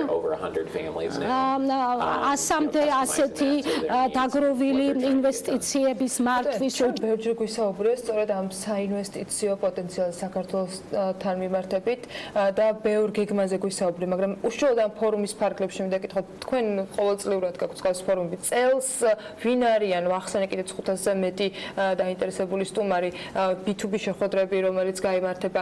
წელს აი ამ გეგმის ნაწილში რა კომპონენტი არის ფორუმის ფარგლებში გათვალისწინებული და თქვათ რა შესაძლებლობები შეიძლება იყოს იგივე პოტენციური თქვათ დასაქმებელი ადამიანებისათვის და ისეთი ოჯახებისათვის, რომლებსაც აქვთ ინტერესი, რომ მსგავს მიმართულებით საქართველოს აირჩიონ სწორედ იმ ადგილად, სადაც შეიძლება რომ საკუთარ ბიზნესების მართვისათვის შეირჩეს კადრები და იყოს თქვათ ფულის დაბანდების საშუალება გამოყენებული. თქვენ ალბათ იცით, რომ ჩვენ რამოდენიმე მიმართულებით მუშაობთ. ერთი არის ფინანსური კაპიტალების ბაზარი, რომ საქართველოს იყოს საფინანსო ბიზნეს ცენტრი რეგიონის. ამ ფორუმზე ჩვენ ჩამოყავს ბევრი ქვეყანა ჩვენი რეგიონიდან, რომელთაც ამ ქვეყნებში სადაც არ არის კაპიტალური ბაზარი განვითარებული, სადაც ინვესტიციები ნაკლებია და ინვესტორებთან შეხვედრა რთულია. საქართველოს უფრო გახსნილია საზღვრის რეჟიმიდან დაწყებული ვიზის აღება, შემოსვლა გაცილებით მარტივია საქართველოში, ცხოვრებაც იაფია, ხალხიც კეთილგანწყობილია და გეოგრაფიულადაც ძალიან მისაღებია საქართველოს. ამიტომ ამ ხალხს ჩამოყავს ახლა ფორუმს ქვია ყოფილი საბჭოთა კავშირის ქვეყნების ოფიციალური პირების ჩამოდიან, რომელიც თავიანთ ქვეყანაზე და საინვესტიციო შესაძლებლობებზე ილაპარაკებენ. მეორე მხრივ ჩამოყავს რა თქმა უნდა ინვესტორები, რომელთაც წინასწარ აქვთ ბევრს დაგეგმილი, რომელთაც თვეებია თუ წელიწადზე მეტია ზოგიერთს ვემუშავებით. და უკვე არის რაღაც შეხვედრები დაგეგმილი, თუმცა ფორუმის ფარგლებშივე ხდება ხოლმე ხალხი ინტერესდება ეს ჩამოდის, შემახვედრე რაღაც და B2B შეხვედრები. ეს არ არის მხოლოდ საინფორმაციო თქვა შეხვედრა, აქ ველოდებით უკვე საქმიან თქვა წინადადებებზე ინფორმაციის გაცვლა გამოსვლა სულ მინიმუმ არც ერთი ჩვენი ფორუმი არ დამთავრებულა წარმატებული გარიგების გარეშე. ზოგიერთი წინასწარ მიმდინარეობდა და უკვე ფორუმზე ხალხი შეხვდა ერთმანეთს ხელი ჩამოართვეს და დაიწყეს უკვე აქტიური მუშაობა. ზოგიერთი უფრო ბევრი შეხვდა. ამაზე მაგალითად 2 წლის წინ არ არის და ეს გამოცდილებაზეც მოგვითხრათ, ასე ვთქვათ, ყოველწლიურად რაღაც ახალი ემატება და იზრდება, ხო? აი რა ტიპის გარიგებები შედგა თქვენ, ასე ვთქვათ, ხარ თუ არა კმაყოფილი ფორუმების შემდეგ, რომელიც უკვე გაიმართა? რა თქმა უნდა, ჩვენი ფორუმი ძირითადად, ასე ვთქვათ, არიან კომპანიები, რომელიც ფორუმს აწყობენ, ვინაიდან ეს მათი ბიზნესია და ფორუმებიდან ბიზნესს აკეთებენ, ჩვენი კომპანია პირიქით ფორუმს აწყობთ იმისათვის, რომ გარიგებები ხალხს შევახვედროთ, მე დავეხმაროთ ინვესტიციის განხორციელებაში, სამთავრობო პირებიდან დაწყებული ვაჩვენოთ ბიზნესები, სხვადასხვა ბიზნესების წარმომადგენლები მოყავს, რომელთაც შეუძლია თავიანთი ქარხანა, საწარმოო ბიზნესი, ანუ ინვესტორები არა მარტო ერთი დღით ჩამოდიან რამოდენიმე დღით, სადაც ყველაფერს ხედავენ და ელაპარაკებიან სხვადასხვა სამთავრობო მოხელეებიდან დაწყებული აუდიტორულ იურიდიულ კომპანიებს, კომერციულ ბანკებს, რომ ყველაფერი გაიგონ ბიზნესის და იგივე რეგისტრირება იოლია. ეს მთელი სამუშაოებია, როგორც წესი, რომელიც თანზდებს ფორუმამდეც და ფორუმის შემდეგაც ხალხისთვის ძალიან ბევრი რაოდენობის მასალები იგზავნება, რომ მათ როდესაც საინვესტიციოდ ირჩევა, თქვათ, მიმართულება ან პროფილი, იმ თქვათ შეხვედრებიდან და იმ სამუშაოებიდან გამომდინარე, რომელიც თქვენ გაქვთ ჩატარებული და ეს საკმაოდ დიდი მოცულობელი, როცა ასეთი რაოდენობის ტურნებზე ვსაუბრობთ სულ მინიმუმ, ანალიტიკაც მინდა რომ რაღაცა ნაწილში თქვენგან მოვისმინოთ, რა მიმართულებით არის უფრო მეტად ინტერესი, იგივე თანხის დაბანდების ნაწილში სად ეძებენ, სად ხვდებათ შესაბამისი თქვათ მომზადებული უკვე ინფრასტრუქტურა ან მომზადებული თქვათ საინვესტიციო გარემო და რა ნაწილში გვაქვს დღეს ყველაზე მეტი სამუშაო? ყველაზე პირველ რიგში საქართველოს მსოფლიოს წარმოუდგება როგორც ტურიზმის მიმართულებით, ამიტომ ტურიზმი პირდაპირ უძრავ ქონებასთანაა დაკავშირებული. ეს იქნება სასტუმროები, რესტორნები, სხვა რეკრეაციული დანიშნულების და იგივე ოფისები, მაგას მოყვება მე ინდუსტრიული მიწებით, სადაც შეიძლება რაღაც საწარმოები გააკეთო. ამიტომ ამ მხრივ იგივე ლოჯისტიკა და ტრანსპორტირება ამ მხრივ არ არის რთული ხალხის დარწმუნება. ცოტა რთულია დარწმუნება ჩვენს რაც ჩვენ გვჭირდება. იმიტომ რომ ჩვენ სოფლიოში თუ გვინდა ჩვენი ადგილი დავიმკვიდროთ, საქართველოს ყოველთვის იყო ასე ვთქვათ განათლებული ხალხის ქვეყანა, ერთ სულ მოსახლეზე ყველაზე განათლებული ვიყავით საბჭოთა კავშირშიც და დღესაც სოფლიოში. დიპლომიანები უფრო. ხო. თუმცა ექიმები ახლაც რუსეთში ძალიან ბევრ კათედრას ქართველები არიან, მეცნიერები NASA-ში და CERN-ში ქართველი უფრო მეტია, ერთ სულ მოსახლეზე გადაანგრევში ვიდრე იგივე ინდოელები, რომელიც და ეგ არის ძალიან მნიშვნელოვანი, რომ ჩვენ ხაზი გავუსვათ იმ შესაძლებლობებს, რაც საქართველოში უფრო მეტი არსებობს, ეს არის ინვესტირება ჭკვიან ინოვაციურ მეწარმეებში, რომელთაც შეუძლიათ ქართველები, მე ყოველთვის ამას ვამტკიცებდი, რომ საუკეთესო მენეჯერები არიან, საუკეთესო ორგანიზებული, მიუხედავად იმისა, რომ რაღაც სხვადასხვა მოსაზრებები არსებობს, ეს დამტკიცებულია და ახლა მაგის დრო არ აქვს, შემიძლია ცალკე ამაზე ვისაუბროთ. ამიტომ ინვესტორები უნდა მოვიყვანოთ და ქართულ ინოვაციურ კომპანიებში ინვესტიციის განხორციელებით წარმოებლურობა ქართული ეკონომიკის გაცილებით იზრდება. ის იგივე ახლა 100 მილიონიან ქარხანაში რო ჩადებ ინვესტიციას და 1000 კაცს დაასაქმებ, შეიძლება იგივე შემოსავალი კონდეს კომპანიას, სადაც 10-15 კაცია დაქირავებული და მილიარდების ბად შეფასდება 10-15 წელიწადში, როგორც თავის დროს Facebook-ის და Google-ის და Microsoft-ის და Apple-ის დროზე მოხდა, მაგალითზე მოხდა ამერიკაში. ამერიკამაც იგივე გააკეთა, გაიტანა ეს ქარხნები, ძირითადად წარმოებლურობაზე გააკეთა აქცენტი და ერთ-ერთი წამყვანია მსოფლიოში და უნდა მივბაძოთ ახლა ჩვენ ბელორუსმა გაგვასწრო იქ სილიკონის ველის მსგავსი შექმნეს ბელორუსიაში და რამოდენიმე კომპანია, რომელსაც ღირებულება 100 მილიონს აჭარბებს და უკვე იქ ინვესტორების კონცენტრირება ხდება და ჩვენ გვაქვს სხვა პლუსები, გეოგრაფიული სიახლოვე ამ რეგიონის ქვეყნებთან, გადასახადები რეიტინგებში წინა ვართ. პლუს ქართველი ინჟინრები იგივე ამერიკაში 40 წელი ამერიკის ავიაციის მთავარი ინჟინერი იყო ქართველი, რომელიც ყველაფერი ვიეტნამის ომიდან სტელსის სისტემამდე მისი დამსახურებაა და საბჭოთა კავშირშიც ძალიან ბევრი ავია თუ სხვა ინჟინრები, არქიტექტორები, დიზაინერები ქართველებს ეს შემოქმედებითობა გვაქვს, რაც ამ ინოვაციურ კომპანიებში საჭიროა და თავია რამოდენიმე ხმაურიანი ინვესტიცია და ეს გამოვიყენოთ ეს საზრებობა და კარგი შანსი არის მათ შორის ამ ფორუმის ფარგლებში ასეთი შესაძლებლობების დასაწყებად. მე წარმატებას გისურვებთ, ოთხშაბათს ველოდებით ძალიან საინტერესო ფორუმს, აიეთ კუკავას, BIA-s გენერალურ დირექტორს და რიჩარდ ვილსონს საოჯახო ბიზნესების კლუბის თავმჯდომარეს მასწავლებლობთ და კიდევ ერთხელ შეგახსენებთ, რომ ოთხშაბათს გაიხსნება ფორუმი, რომელიც ძალიან ბევრ საინტერესო სტუმარს მოუყრის თავს და შედეგებზე უკვე ცდამოგვიანებით ვისაუბრებთ. წარმატებები ამ ფორუმის ორგანიზატორს და ცხადია მონაწილეებს. ეკონომიკის და მშვიდობის ინსტიტუტმა კი ყოველწლიური გლობალური მშვიდობის ინდექსი Global Peace Index ამოაქვეყნა. რეიტინგის შექმნის დროს მკვლევარებმა 23 მაჩვენებელი გაითვალისწინეს, რომლებიც 3 კატეგორიად იყოფა: სოციალური უსაფრთხოება, მიმდინარე შიდა და საერთაშორისო კონფლიქტები და მილიტარიზაცია. რომელი ქვეყნები სახელდება ყველაზე მშვიდობიან სახელმწიფოთა ათეულში და როგორია მიმდინარე წლის ტენდენციები, ვნახოთ მარიამ ადამიანის სიუჟეტი. Global Peace Index-ის მიხედვით მსოფლიოში ყველაზე უსაფრთხო ქვეყნად ისლანდია დასახელდა. 2019 წლის კვლევამ ჯამში 173 ქვეყანა განიხილა შეადარა და 23 კრიტერიუმის მიხედვით მათ შორის კრიმინალის აღქმის, საპროტესტო გამოსვლების, მკვლელობების, დაპატიმრებული მოსახლეობის, მეზობელ ქვეყნებთან ურთიერთობის, იარაღზე ხელმისაწვდომობისა და პოლიტიკური არასტაბილურობის მიხედვით უსაფრთხო ქვეყნები გამოკვეთა. რეიტინგში ისლანდია ლიდერობს. მისი მოსახლეობა, რომელიც დაახლოებით 250,000-ს უტოლდება მთავარ პრიორიტეტად მშვიდობას ასახელებს. ეს ის ქვეყანაა, რომელიც იშვიათად ხვდება მსოფლიო გაზეთების სათაურებში და სადაც ყველა ტურისტი თავს მშვიდად გრძნობს. მშვიდობის მოყვარულებს შორის სახელდება ახალი ზელანდიაც. განვითარებულ ქვეყანაში საბაზრო ეკონომიკით, რომლის მთავარი მამოძრავებელი ძალა სოფლის მეურნეობა და ტურიზმია, უდიდეს ყურადღებას უთმობენ უსაფრთხოების ზომებსა და მოსახლეობის დაცვას. ამავე მიმართულებით მნიშვნელოვან რეფორმებს ატარებს და ამკაცრებს ზომებს ევროპის უკიდურესად დასავლეთით მდებარე სახელმწიფო პორტუგალია. მას კი მეოთხე პოზიციით ავსტრია მოსდევს. ქვეყანაში 1955 წელს გამოცხადდა მუდმივი ნეიტრალიტეტი და შეუსაბამობა ნებისმიერ სამხედრო ბლოკთან. ყველაზე მშვიდობიან ქვეყნებზე საუბარი არ გამოვა დანიის გარეშე. ეს არის დედამიწაზე ერთ-ერთი ყველაზე უსაფრთხო სახელმწიფო. ისტორიულად ნიდერლანდები ორიენტირებულნი იყვნენ უფრო ეკონომიკურ განვითარებაზე, ვიდრე კონფლიქტებსა და ომებში მონაწილეობაზე. ქვეყანა 1973 წლიდან ევროკავშირის წევრია, თუმცა დღემდე არ შესულა ევროზონაში. გარდა ამისა, დანია ნატოსა და ეკონომიკური თანამშრომლობისა და განვითარების ორგანიზაციის დამფუძნებლებს შორის ერთ-ერთი მოწინავეა.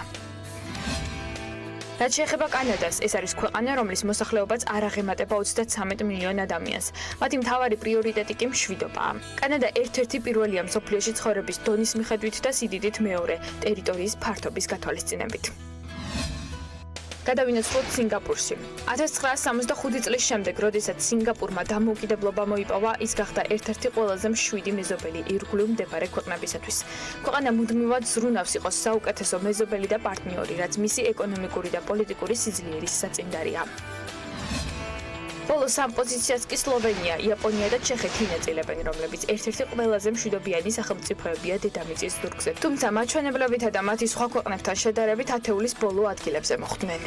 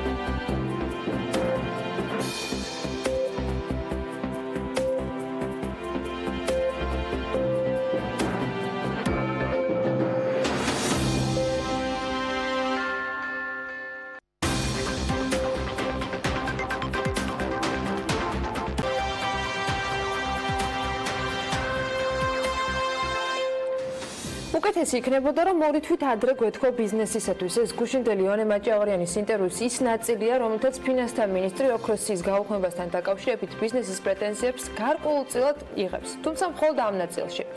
იონე მაჭავარიანის ბიზნესთან, პროფილურ ასოციაციებთან და ბიზნეს ომბუდსმენთან პრეტენზიები თავად აქვს. ამბობს, რომ ოქროსის გაუქმება რეალურად 2 წელია ბიუჯეტში იყო ნაგულისხმები და შესაძლოა ყველა ბიზნესმენს, მათ შორის საერთაშორისო სავალუტო ფონდის ანგარიშებზე წტომა არ აქვს, ან არ კითხულობენ, მაგრამ სწორედ პროფილური ასოციაციების მხრიდან უნდა ხდებოდეს მათი ინფორმირება ცალ-ცალკე.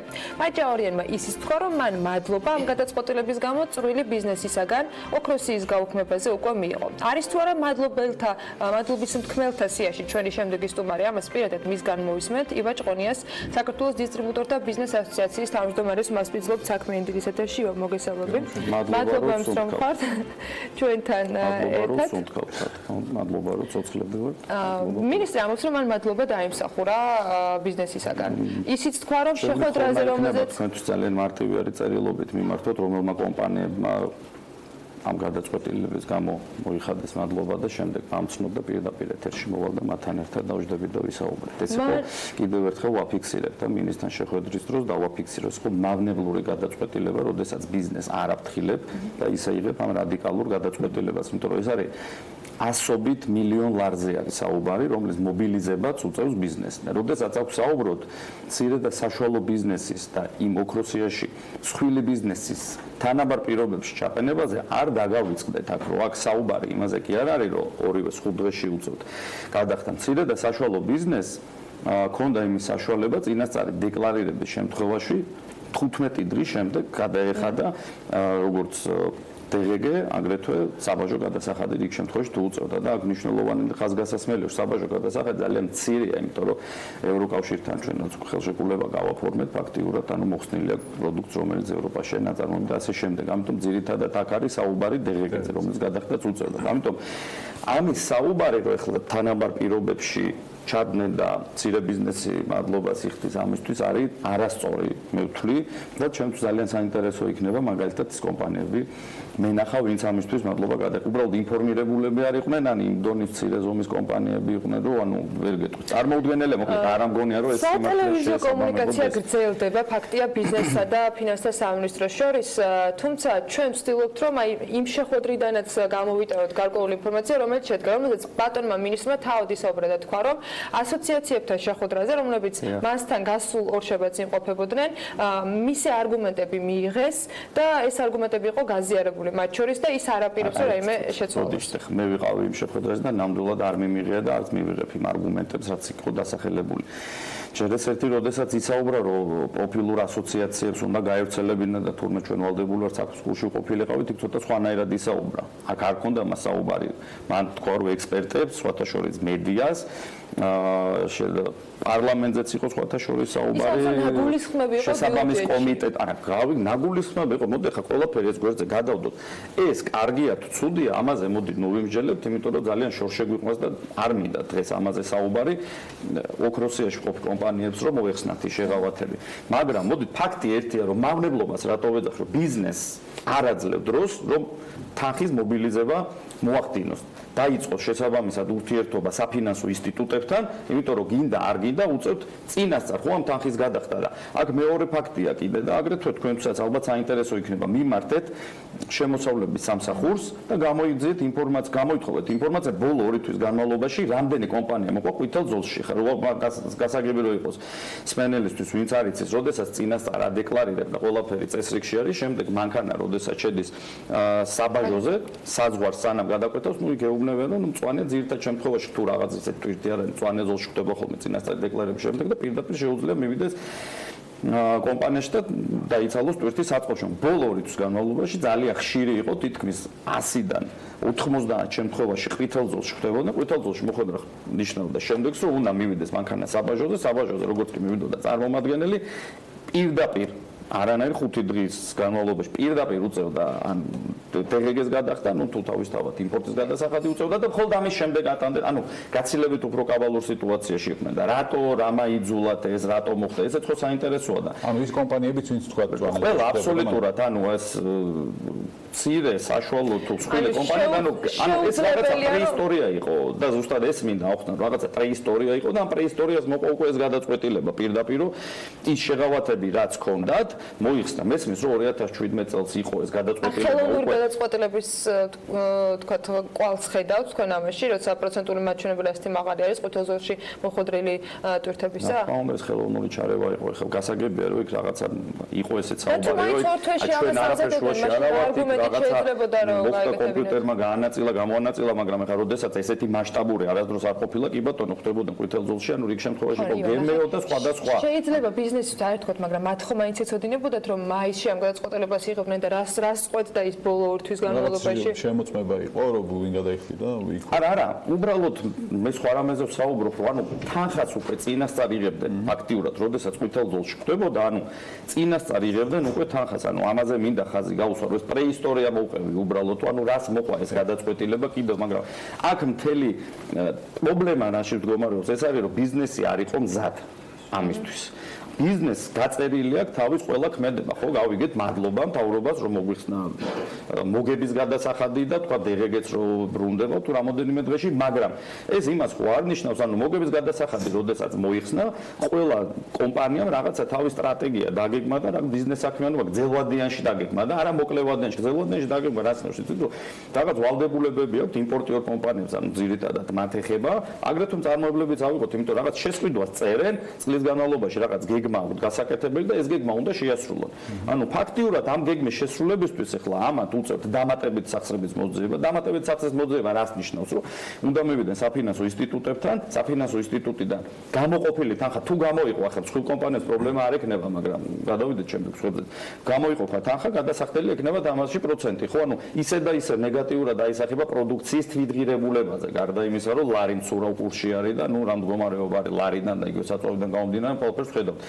Სხვილი კომპანიებისთვის ეს რაღაც კუთხით პრობლემა შეიძლება არ იყოს, იმიტომ რომ დობა ძალიან მაღალია, საფინანსო ინსტიტუტებს და პირიქით მათ გაუხარდებათ და გაცემენ, იმიტომ რომ ზუსტად იციან, მათი დობა ბიზნესმენად მაღალი არის და არ ექნებათ პრობლემა, მაგრამ მცირე და საშუალო ბიზნესის მიმართ, რა თქმა უნდა, როდესაც მაღალი დობა არ არის განსაკუთრებით კომპანიებს, რომელსაც 2-3 წელი არის ბაზარზე შემოსულია, ჯერ კიდე თავის ადგილს იმკვიდრებენ, არ არის გამორიცხული, რომ პრობლემა შეექმნათ ერთი ბანკეთთან დამატებით სახსრების მოძიების გამო, აგრეთვე გარკვეულმა რეგულაციებმაც, რომელიც არსებობს, შეიძლება ეს შეაფერხოს. 15 დღე და ახლა 5 ამიტომ იცით რა, ეს გადაწყვეტილება პირობითად რო ყოფილიყო, თქვა შეთანხმებულს მოდი ნუ დავარქვეთ, უბრალოდ დავევარებინეთ შესაბამის ბიზნეს ასოციაციები, ბატონო, ბიზნეს ომბუდსმენი, ყველა ერთად შევკრებილიყავით, ყოფილიყო იქ საუბარი იმას, თუ რა პერიოდი გვჭირდება გონივრული, რომ ეს შეღავათები რაც ჰქონდათ, აღარ იქნება და ხაზი გაეშვა, რომ მათ შორის წინასწარ დეკლარირებაზე, რომ შეგვეჩვია ჩვენ კომპანიებს რაღაცის კულტურა ყოფილიყო და ნამდვილად ძალიან კარგი არის, იმიტომ რომ განიტვირთდა ნამდვილად საბაჟო.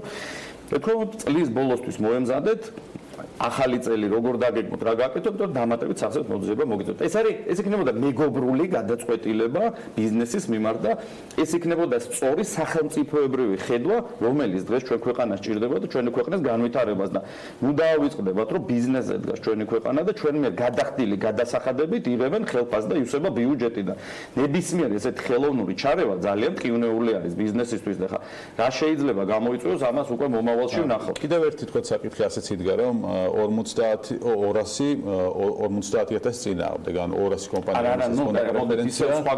არა, საუბარი რაზე იყო?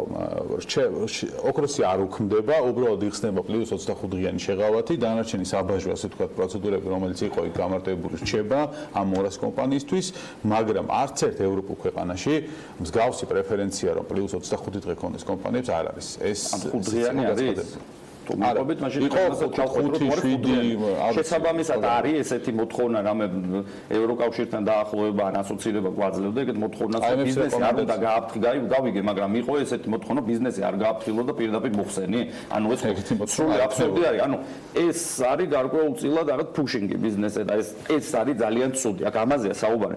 მე იმას კი არ ვიძახი და არ ვამართლებ, რომ კაი 200 კომპანიას კონდეს შეღავათი და 50 ჯერ სად არის 50,000 კომპანია ხარ, აზე ვსაუბრობ. აქ არის ალბათ საუბარი მაქსიმუმ რაღაც რამოდენიმე 1000 კომპანია მაქსიმუმ ალბათ 1000-1500 კომპანიაზე საუბარი რომელიც არის წვრილი და საშუალო ბიზნესით დაკავებული და რომელიც კიდევ ხაზს უსვამს რომ სარგებლობდა 15 დღიანი ვადით. ანუ მაშინ დაეტოვებინათ, მოდით, ჩემი განცხადებები ესეთი მწვავე ნამდვილად არ იქნებოდა, წინასწარი დეკლარირება 15 დღე რომ დაეტოვებინათ.